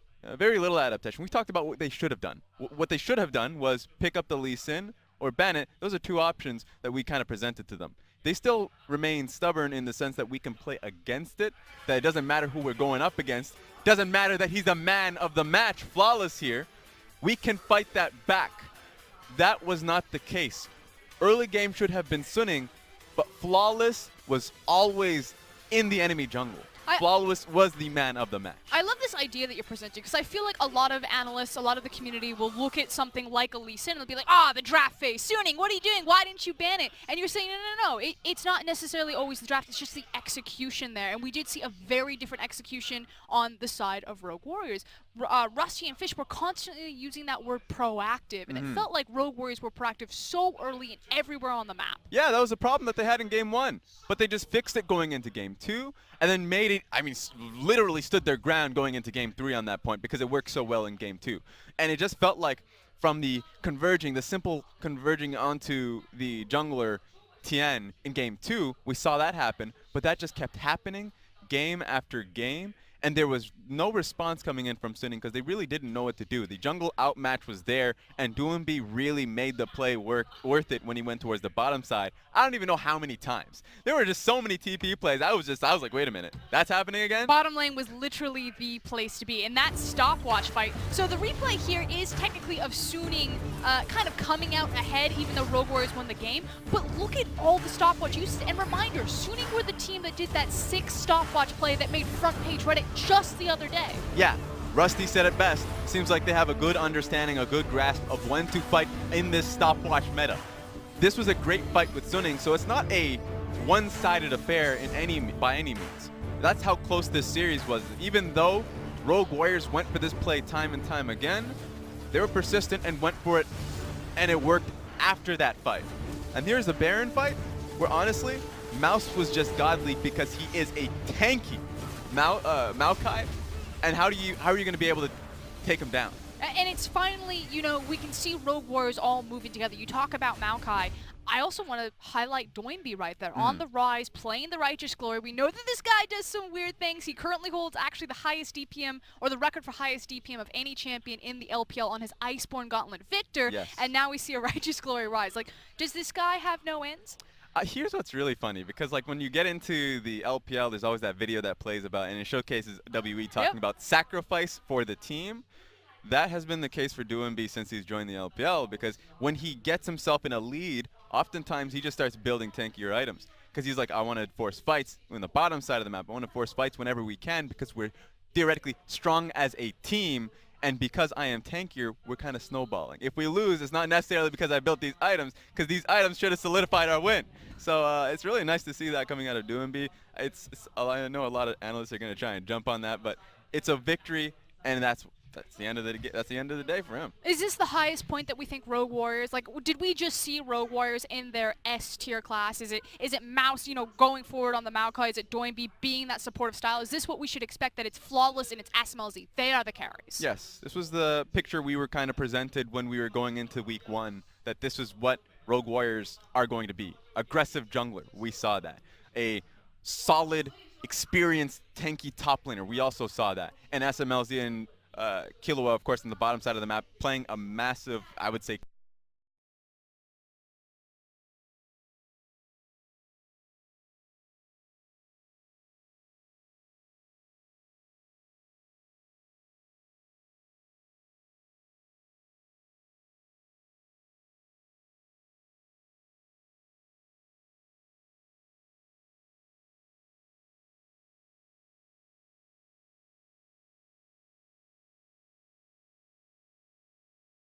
questions if he can do that. That is a real question, but I think that they'll just move towards mid lane, because we also seen Doinby play an aggressive like Vladimir, these massive team fighting mid laners, so he can do that as well. But still hasn't picked up the Azir. Now, on the other side there for Suning, this series started out pretty hot and heavy for them. Came out blasting in game number 1. They've looked good, although strength of schedule, they haven't faced the toughest teams, JD Gaming as well as LGD.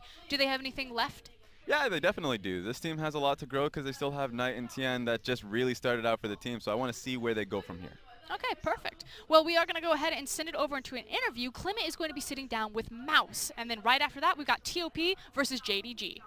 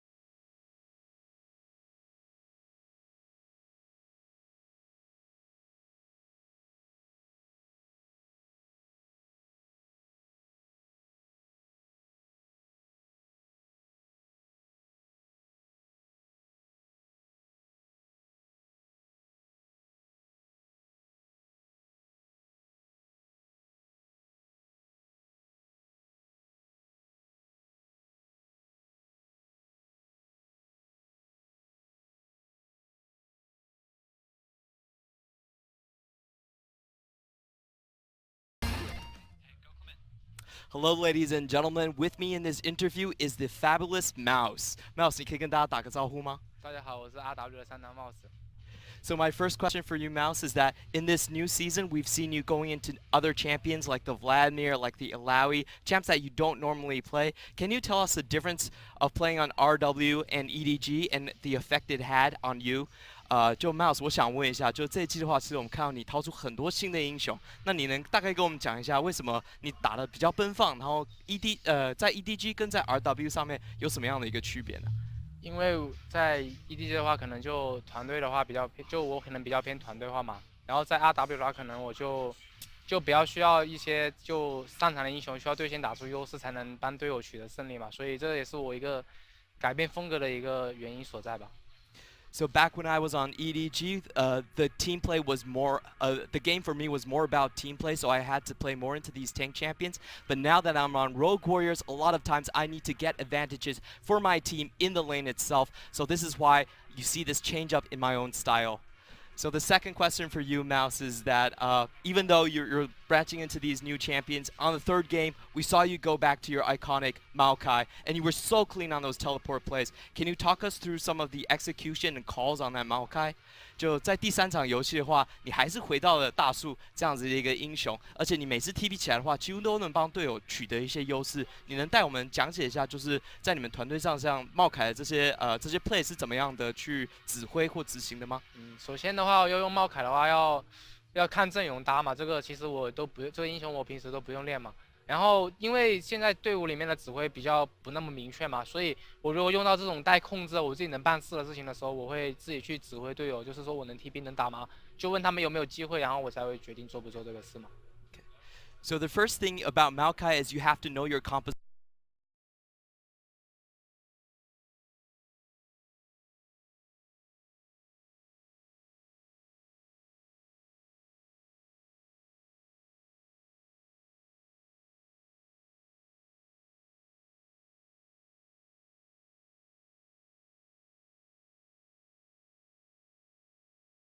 Even seen the nickname the Champion of Light being given to you. So can you explain to our Western audience about how to achieve this level of popularity in the LPL? 那 Mouse， 我最后想问你一个问题，就是我们看到很多不管是弹幕啊或视频上，你的人气似乎都是 RW 最高的一位。你能跟我们西方的观众讲解一下，为什么你的人气在 LPL 这么的高吗？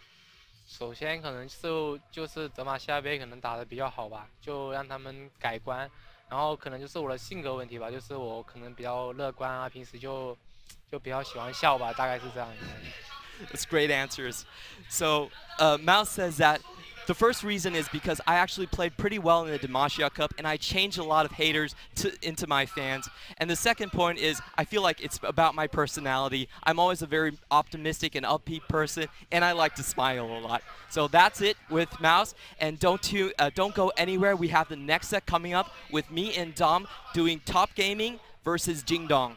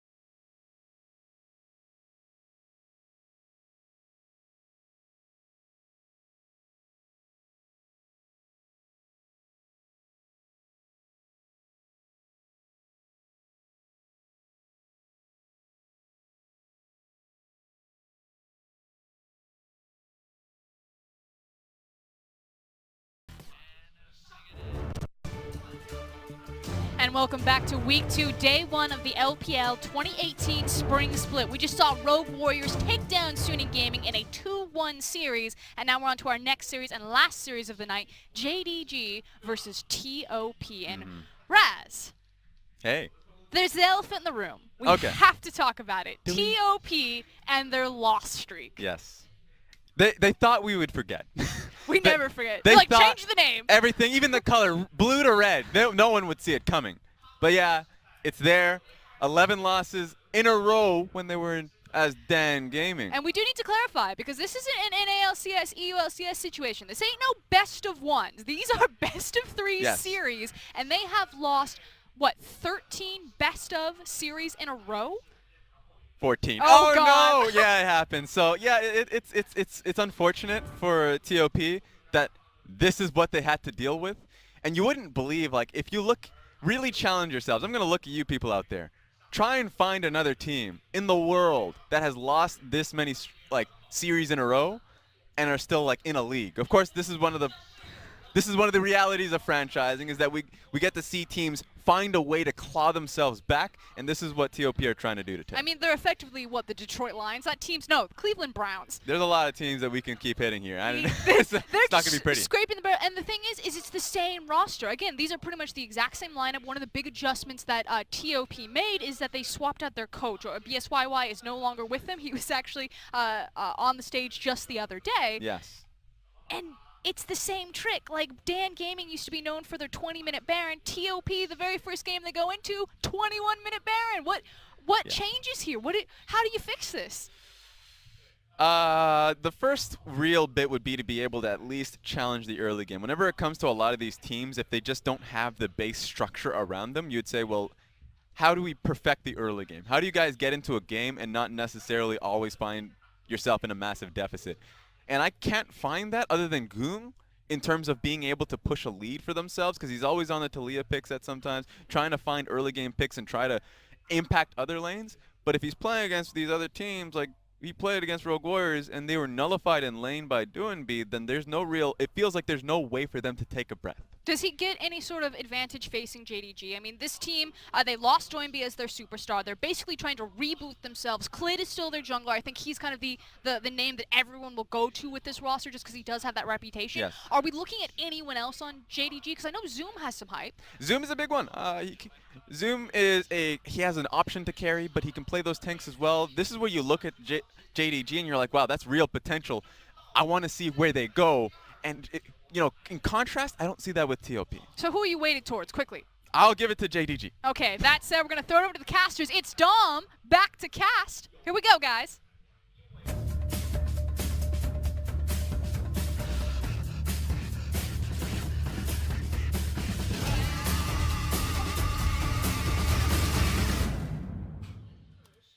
Welcome, everyone. That's right. It's me, Dom, back to cast. And joining me, we've got Crackling Clement Chu. How are you, Clement? Well, how was Songqing? I heard you spent a night on the toilet. I did, yes. Praying to the porcelain gods, I believe it is called. No, it was great. We got to see the Snake venue. The feature video that you guys are going to see is awesome, but that's a story for another time because, Clement, we have got a match on our hands. It's TOP versus Jingdong. And match we do, man. Yeah. Like, I feel like Jingdong is this team that had very, very low expectations coming in. You know, they released Doinb. They had 3 new players for the Demacia Cup, and people were pretty down on them. But so far, we've seen so much potential for this team. This is a team that eliminated World Elite from the Demacia Cup. So far, they've also defeated LGD Gaming on their home turf. And I just feel like even though this is a team without stars, we can see all of their parts shining on their own. Absolutely, and we're going to be looking towards some of those stars during this game. Of course, Jingdong struggling to find a new identity without the likes of Doinb, but perhaps they'll be able to further solidify what they are currently making because the cook is in the kitchen, and I cannot wait to see what Jingdong is brewing. Let's get into this pick and ban. It's TOP versus Jingdong. Zoe, Ezreal, and Kalista. You want to keep Loken off of those safer champions that he prefers so much. Meanwhile, Azir, Kog'Maw, and Sejuani band away with Malzahar as first pick. This really seems like TOP is taking a page out of the Jingdong playbook. They're taking the Malzahar first pick, like Yagao has done also on the blue side, and they're very respectful of what Jingdong could bring to the table. Zoe and Azir are the 2 best Yagao picks we've seen so far, and also they like to place Loken on Ezreal where they don't need to divert too many resources into that lane. So TOP, I think they've definitely done their research. first Varus pick coming in from Jingdong. Yeah, let's actually talk a little bit about this Varus pick, because we were talking about how Loken, he likes to be a little bit more, Jingdong likes to put him on those self-sufficient champions. Varus isn't exactly self-sufficient, and now with Ornn locked in, this could be Mao for support, this could be Zoom taking it in the top lane. To me, this says Jingdong is already assembling what looks to be a bit of a team fight comp. Yeah, this is very different from the usual Jingdong we see. Clid typically likes to gank the top lane and the mid lane. With the Ornn, I think you're going for a bot-focused team play game, just because Ornn has so much potential when he does get that teleport down in the bot lane. For TOP, I think these picks are pretty standard. They're taking away a counter against their Malzahar in the Tahm Kench themselves, and also picking up the game playing for more of a bruiser player. Zoom also has that bruiser potential in the top lane, so it's going to be very interesting to see what how that goes here.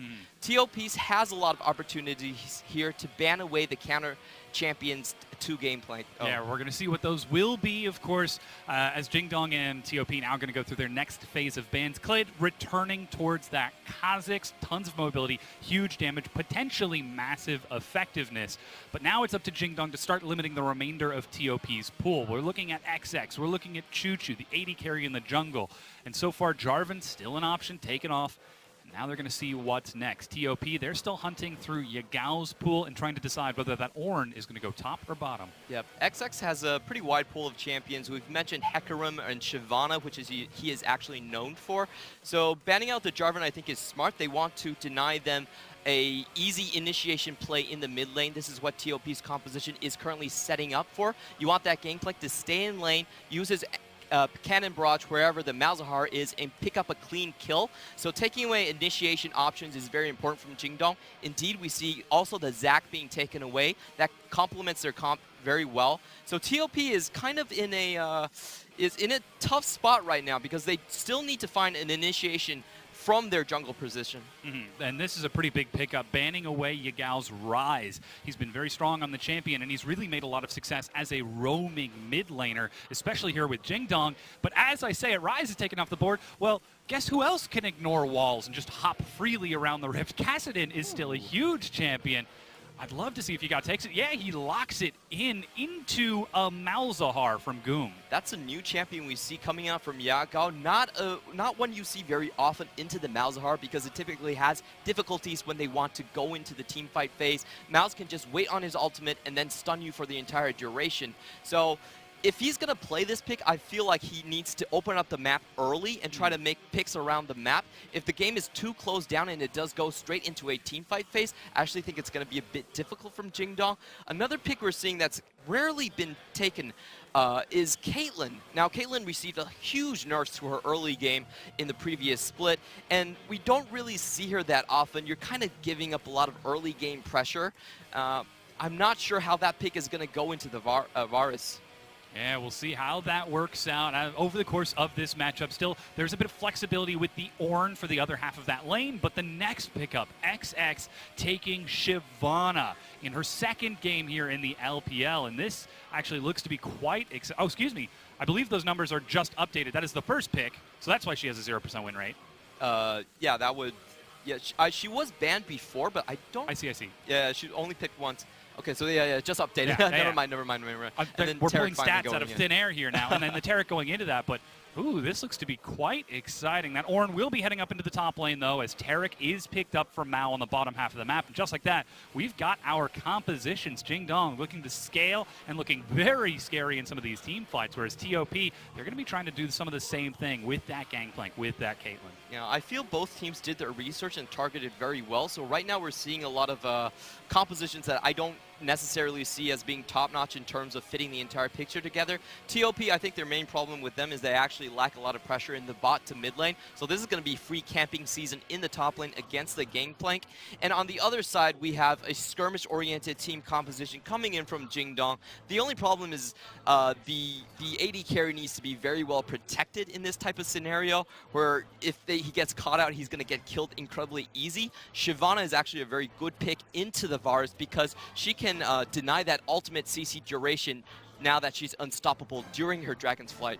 And of course, the massive damage that she's going to do with 1, 2, 3 auto attacks with that Twin Dragon Bite, plus a traditional auto attack just on top of that. So it's up to what looks to be Loken to survive that burst of damage. But again, Jingdong, this is a team that is looking for a new identity. They seem to have found it in Yagao, in Clid, in Zoom, but this is a composition that revolves around that Varus, revolves around that Kassadin. So perhaps this is Team Jingdong expanding their repertoire. Yep, and I love Jingdong as a team. You know, there's this, they basically are the Amazon of China, and we do buy a lot of things from them. I do feel very invested in that team. We don't have to sell this, Clement. No, they're not paying me anything. Okay, I'm just doing this out of the bottom of my heart. Yeah, no, but it is going to be good for Jingdong to try to flex a little bit more like this. TOP, of course, on the other side, they're going to try to bring this down because like we heard on the desk, they have got the worst loss streak. I suppose the best loss streak, depending on how you look at it. The longest. Oh, I've seen longer. I come from the LMS, where our 8th place teams are pretty random, basically. Well, fingers crossed that TOP, they have backed up to the edge of Oblivion, and you could hear the fans starting to cheer them on, still sticking true to the team. You still have further to go. I've seen like 27 series losses, so it's fine, man. You guys still have a chance to pull it back. And just like that, we've loaded onto the Rift, Jingdong versus TOP. And it looks like defensive lines across the way. Taking a look at masteries, they appear to be remarkably standard for the most part. Unsealed Spellbook on that Taric to allow him to swap around. Comet on Yagao. That's pretty interesting. And I believe that's Airy on Zoom as well. Airy on Zoom. Yeah, on the Ornn on the top half of the map. That's one we haven't seen before. That's very interesting. Yeah, it does have a slightly shorter cooldown than the Comet, so perhaps he's expecting to trade a little bit more frequently. Typically we see Grasp of the Undying or Unsealed Spellbook on top lane, but Ahri, I don't feel like you proc it that often as a Ornn, so it's kind of an interesting pick. We'll see how he uses it in lane once the camera pans up there. Yeah. Again, he is up against that Gangplank, so I think he might be expecting to take a healthy amount of damage from those parlays as much as possible, and then just trading back with a quick Pillar and some Flame Breath. Yep. We're expecting a kind of slow early game. Okay. Neither of these junglers can really do much on their first gank, on their first clear. The Shyvana goes fairly low. We can see her clearing out all of her individual camps, and same goes for the Kazakhs. They typically don't have a very healthy clear, so I expect kind of a just farming up situation, and TOP really wants to hit 6 as soon as possible so they can enable that Gangplank Malzahar combo. And as soon as that Gangplank Malzahar is available, that has huge kill threat because you know XX is going to want in again and is going to want to get in on that action as well. Shyvana can pick up some early kills. That just accelerates that terrifying late game that she can become.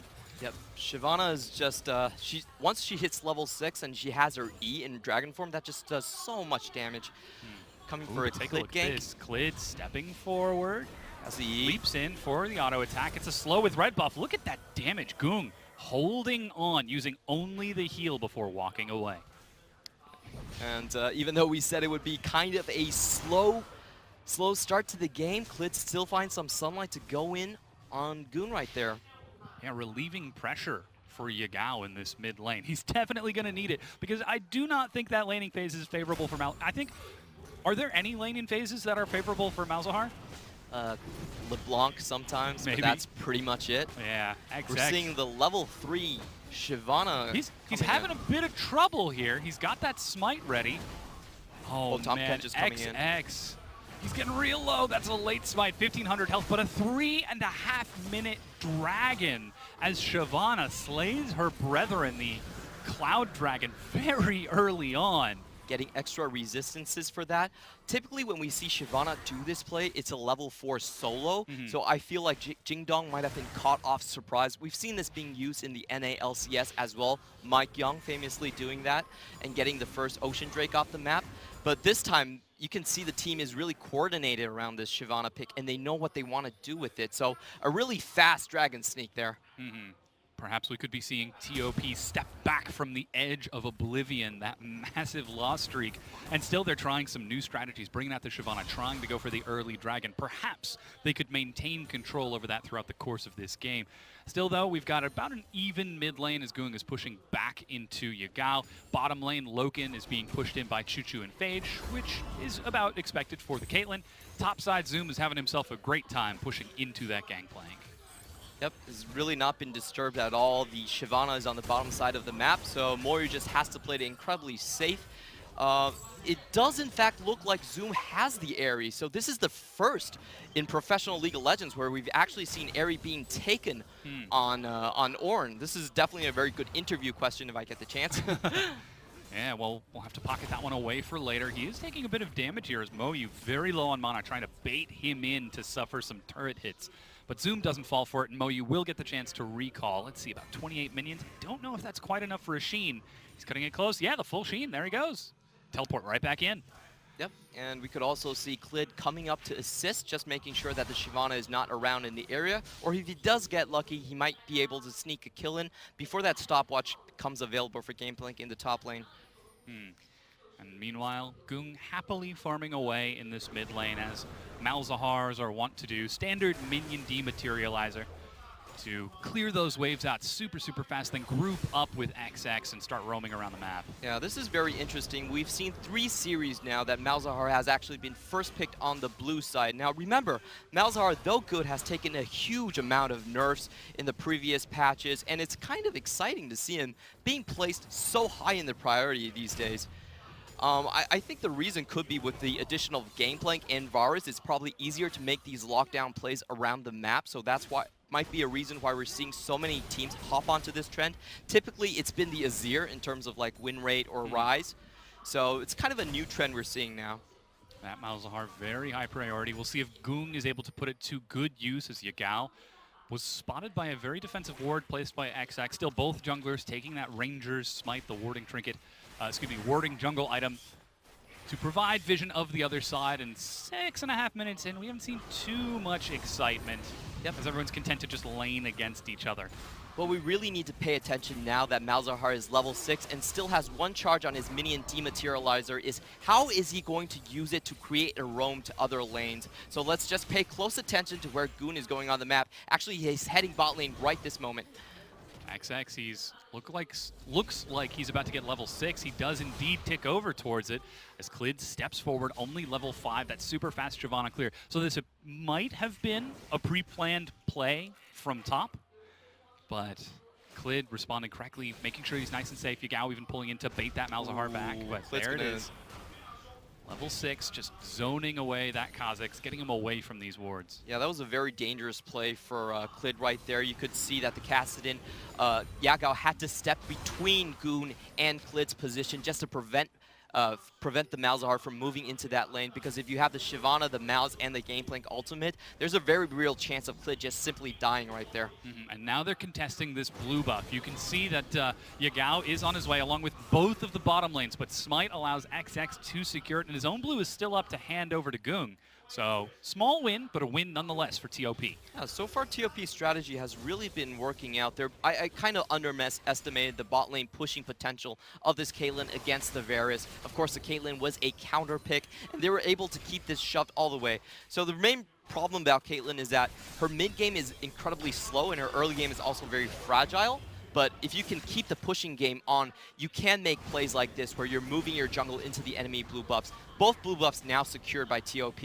Yeah, Gung is able to pick his up before heading back into lane, and certainly thrilled with that. But take a look at this. Yagao uses the opportunity, pushes already in. Trading very heavily in the bot lane. Roaming the bottom. Yeah, Choo down to half health. He's got heal and flash. Level 6 is picked up by Mao and Loken. There's no help for them coming in, but Malzahar appears back in the mid lane. That's enough to force Yagao back to the mid lane to farm up. Trying to not give away too many minions to the blue buff of this Malzahar. Has to keep catching CS, and he's still keeping up in minions in that mid lane. 83 to 81 as Yagao continues to catch this wave. Doing a great job into this. Meanwhile, Zoom still just having himself a great old time against Moyu up here. Double Sheen for the two of them. Aerie seems to be doing pretty effectively. Yep, but he should start he needs to be very careful of Clid coming in. We've talked about this, about how like the bot lane might not have enough pressure for them to force the jungler down, and we're seeing this gank coming in right now. Ooh, misses the knockup. Misses, baiting with his health, but that's a minion wave, and Moyu, he knows better than that. He does not take the bait. Still hasn't spotted Clid, though. They're going to go for the dive here. Yeah, this is This is a long play, and again, Clid did take the Evolved Void Assault, so he will be stealth. There goes the call of the Forge God. Look at the burst damage. He's knocked up, but he's able to get under the turret with just only a flash. Yep, and once he's under there, he still has his stopwatch. Jingdong pretty much have to call it off. They do get the ult and the flash from the Gangplank, though, so still a win for Jingdong in the top lane. Meanwhile, the Ocean Dragon has spawned. You can see Mao is using the opportunity to set up vision, but XX is still very aggressively farming. Finished off the Devourer pretty early on. So that is going to be a very scary Shyvana once the clock goes on a little longer, once she gets a few more levels and items, but moving towards the Dragon, spotted out by Jingdong. And for Shyvana, she's really about game pacing. If she's is able to keep ahead of the game and get her Frozen Mallet early, this champion is very scary, able to 1v2 the bot lane very easily, but we have a team fight coming in. Yeah, Mao going in solo, manages to get the stun. Look at this, XX is solo, he ults, picks up the Dragon, but Teleport is going to get zoomed to follow up. Gung goes golden first blood, follows it down, the knock up, the lock up, the kill. Phage running for his turret, but the stun catches him despite the trap. He's still got gray health, so this could be a big shield, but it's going to quickly decay. Loken is looking for the chase, he's looking for the kill, fires the arrow, but heal keeps him safe. Oh, that was very close for Phage in the bot lane right there. This skirmish, I think the main thing we take away from it is about Gangplank. We know that as a champion, he really doesn't teleport to the bot lane. He doesn't have much contribution there. So once Zoom was able to force out the cannon barrage in the top lane, teleports to the Dragon fight, and it's a very easy cleanup from Jingdong from that point on. And with that momentum, Jingdong are able to pick themselves up 2 kills. They lose some health, but here's that fight again, and it all starts with Mao. That teleport position was just way too good for Zoom. Even though he doesn't have his ultimate on cast, still able to flash in and finish up basically 2 kills. All of the TOP members trapped in that Dragon pit, nowhere to go for them. So, you know, it's cool getting the Dragon, but they need to think about their escape routes before they actually commit to it.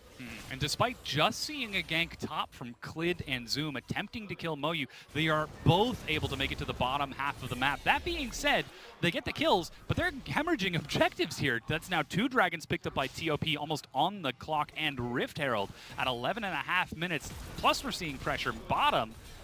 Top, they have a very aggressive neutral game here.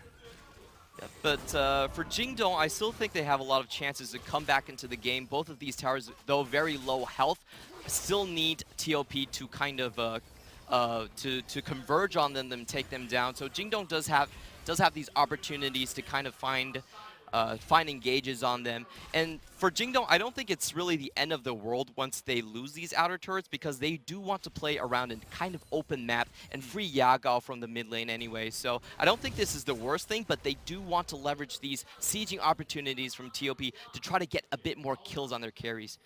Yagao currently sitting at 1-0. He's got a Rod of Ages, so even if he doesn't get the kills, he'll have time to give him stats. Stacking up with that, we're starting to see the Guinsu's Rage Blade finished for Loken Zoom.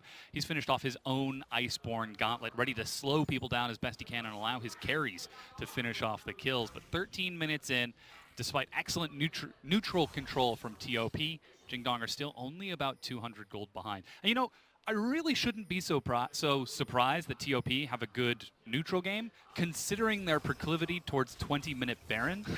So maybe they've just expanded their repertoire to get more neutral play involved. Let's just hope that does not happen, because a lot of times when TOP does that, they actually have other options on the map that can win them the game. Like, that's just a Hail Mary, and you don't throw that many Hail Marys. Like, it's not always going to work. That's why it's called a Hail Mary in the first place. For Jingdong now, I think what they should be looking, looks like in... did Goong cancel it? Yeah, Yagao actually canceled it with his Null Sphere, so very good interaction and prediction there. Wow, he buffered the Null Sphere into the channel. That's right, because it only interrupts the channels. Yeah. Goong gets hard denied by Yagao. Read him like a book. Yeah, that was incredible prediction there, and that really takes away all the threat that Goong has on the map. Suddenly, this Kassadin pick is making a lot more sense, because if Goong decides to target Loken, Yagao hops in and says no. Oh my goodness. Yagao, you clever, clever boy. That's why he's so hyped, you know. We've seen a couple Chinese websites. They can be a bit hyperbole, but they have been hyping this guy as like, oh, teenage faker, is he coming? Well, maybe. We'll have to see. Give him a little bit of time. Give him a little time. Bottom tier 1 is taken by TOP. That is first brick and a healthy boon of gold to TOP, 1,300. That will be shared between XX, Choo-Choo, and Phage, which I'm sure the Shyvana and Caitlyn are quite appreciative of.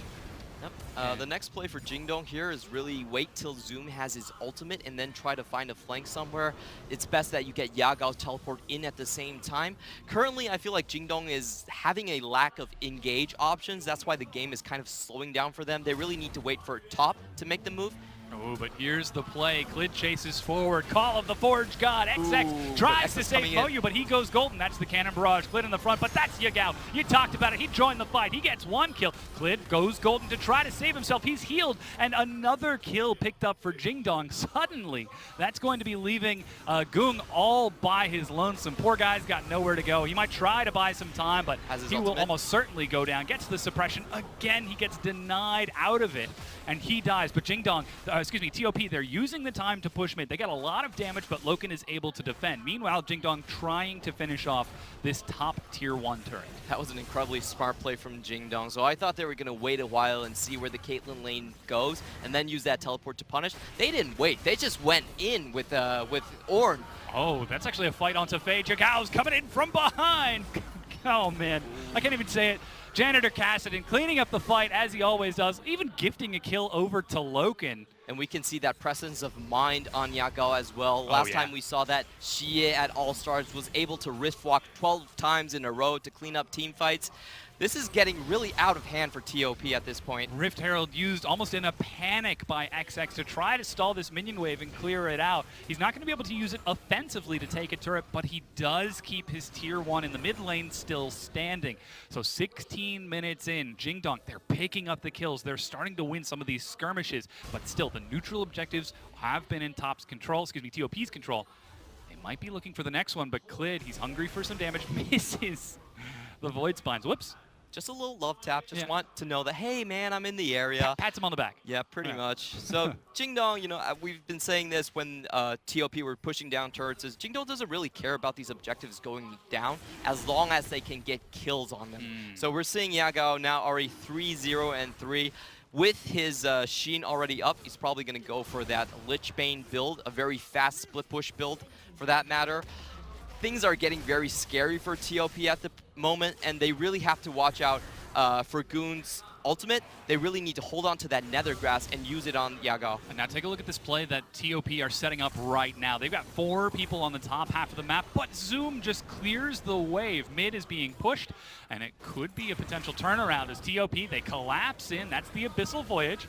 But Loken and Mao just walk away. Goon doesn't have flash, is unable to close the distance right there.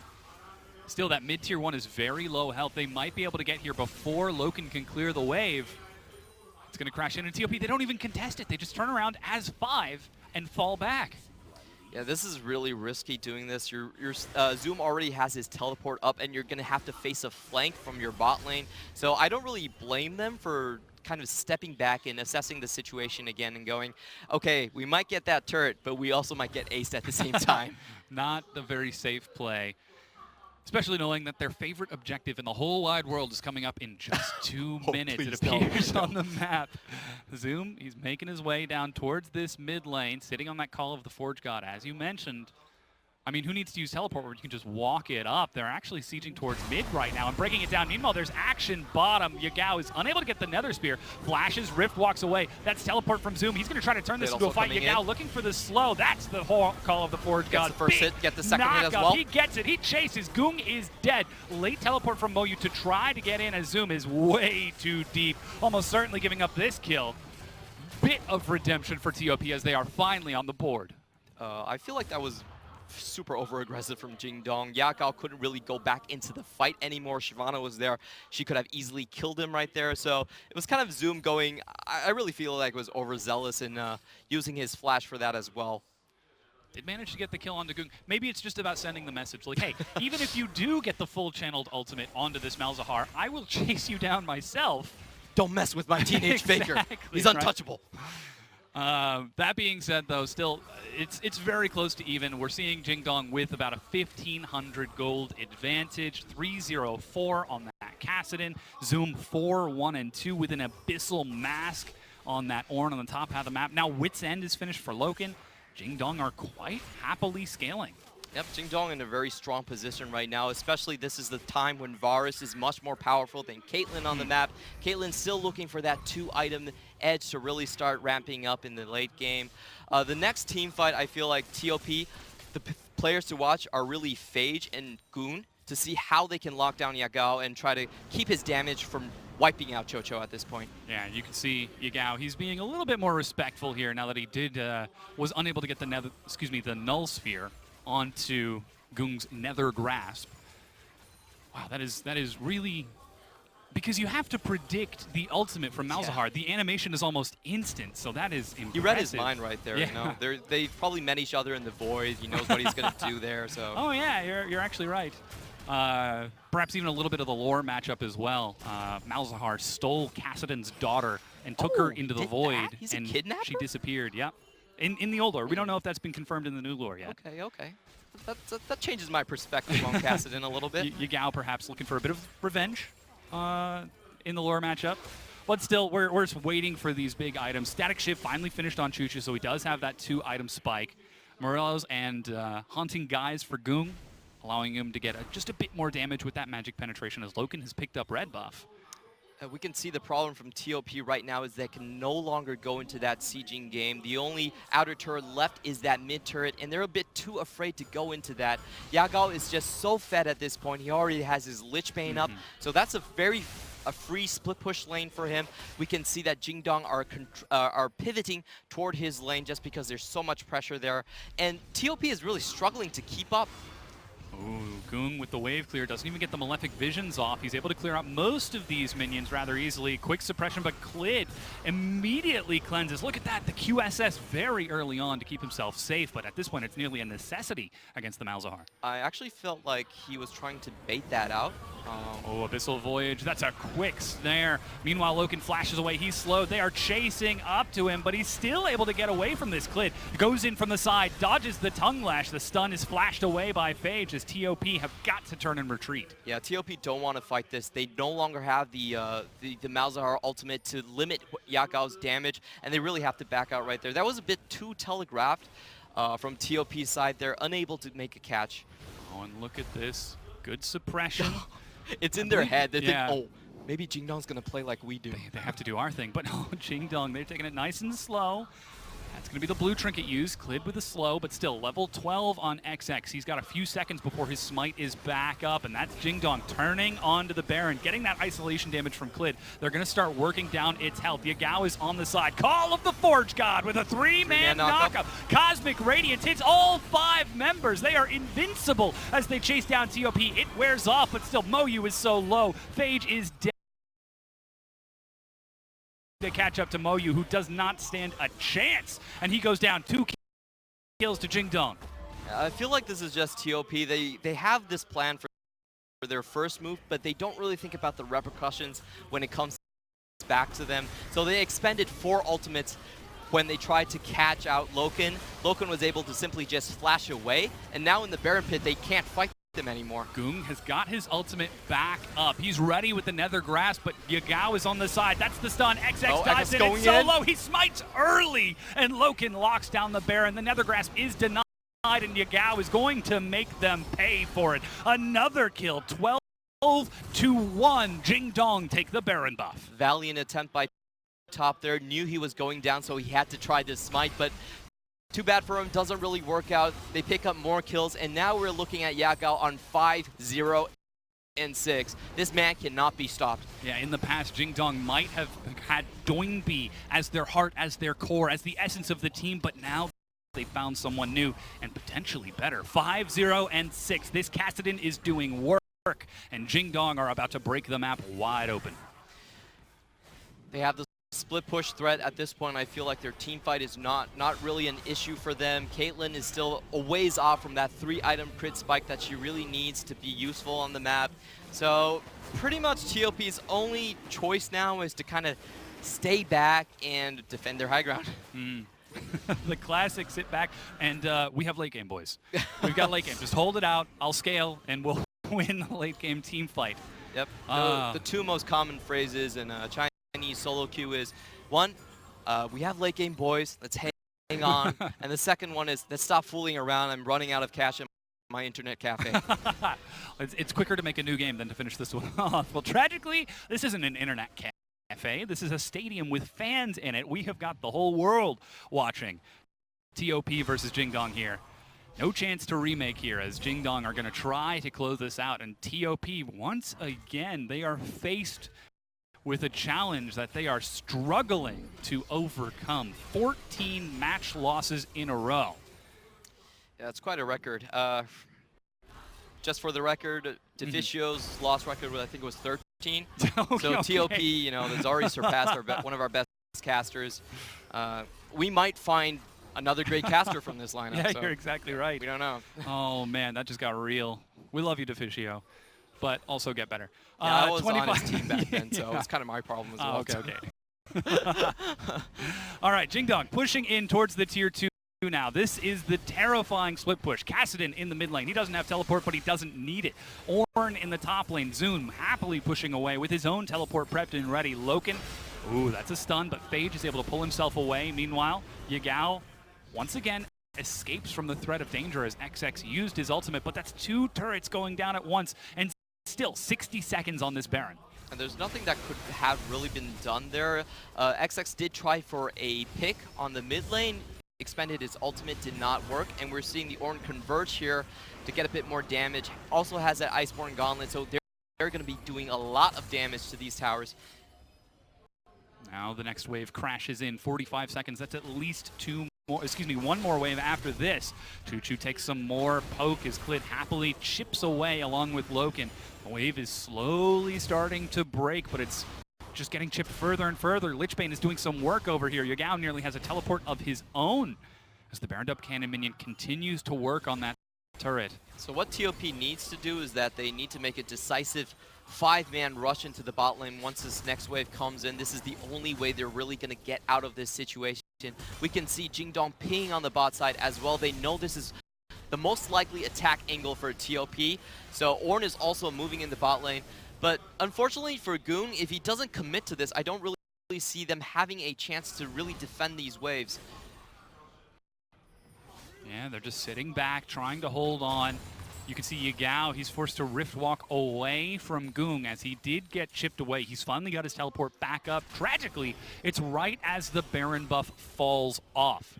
So that means this is going to be a little bit more difficult for Jingdong, as Caitlyn very good at wave clear. Malzahar late game also, but that's teleport call of the Forge God. Who needs Baron when you can find a team fight? Knockup, stun, cannon barrage, slows Jingdong on the way out, but the AoE is traded and the turret is still standing. I feel like this timing was actually a little bit off for Jingdong. So the problem here was that Caitlyn was able to reach her 3rd item spike, while Jingdong was actually sitting on a lot of gold in that in terms of that team fight. They still went in just because the Malzahar was in the top lane, but in terms of items and gold spent, it might actually favor TOP right there. You can start to see, oh, Choo-Choo stepping forward. He's got his 3-item crit spike. He's starting to do some damage. Clid eats some big damage from Goong, and they decide to back away. But look at that. Call of the Forge God is already back up. Yeah, they definitely saw Yagao in the mid lane right there. That's why they went for the risky play. But overall, you can see the difficulties of TOP really repelling the siege is that they have a lack of engage. Whoa, good damage onto Moyu. He flashes away to keep himself alive as Clid collapses. There's the call of the Forge God. Choo-Choo is the target with the knockup. Loken steps forward along with Zoom. They manage to break down the turret, and Yagao destroys Choo-Choo. Sends him to the Shadow Realm there. That's the suppression. Cosmic Radiance pops, and Yagao is alive. It's a double kill, and they are chasing down even more kills. Number 1. Chocho still had his summoners. He was like, what happened right there? Overall, that game, I felt like even though TOP had a very good laning setup, they had pushing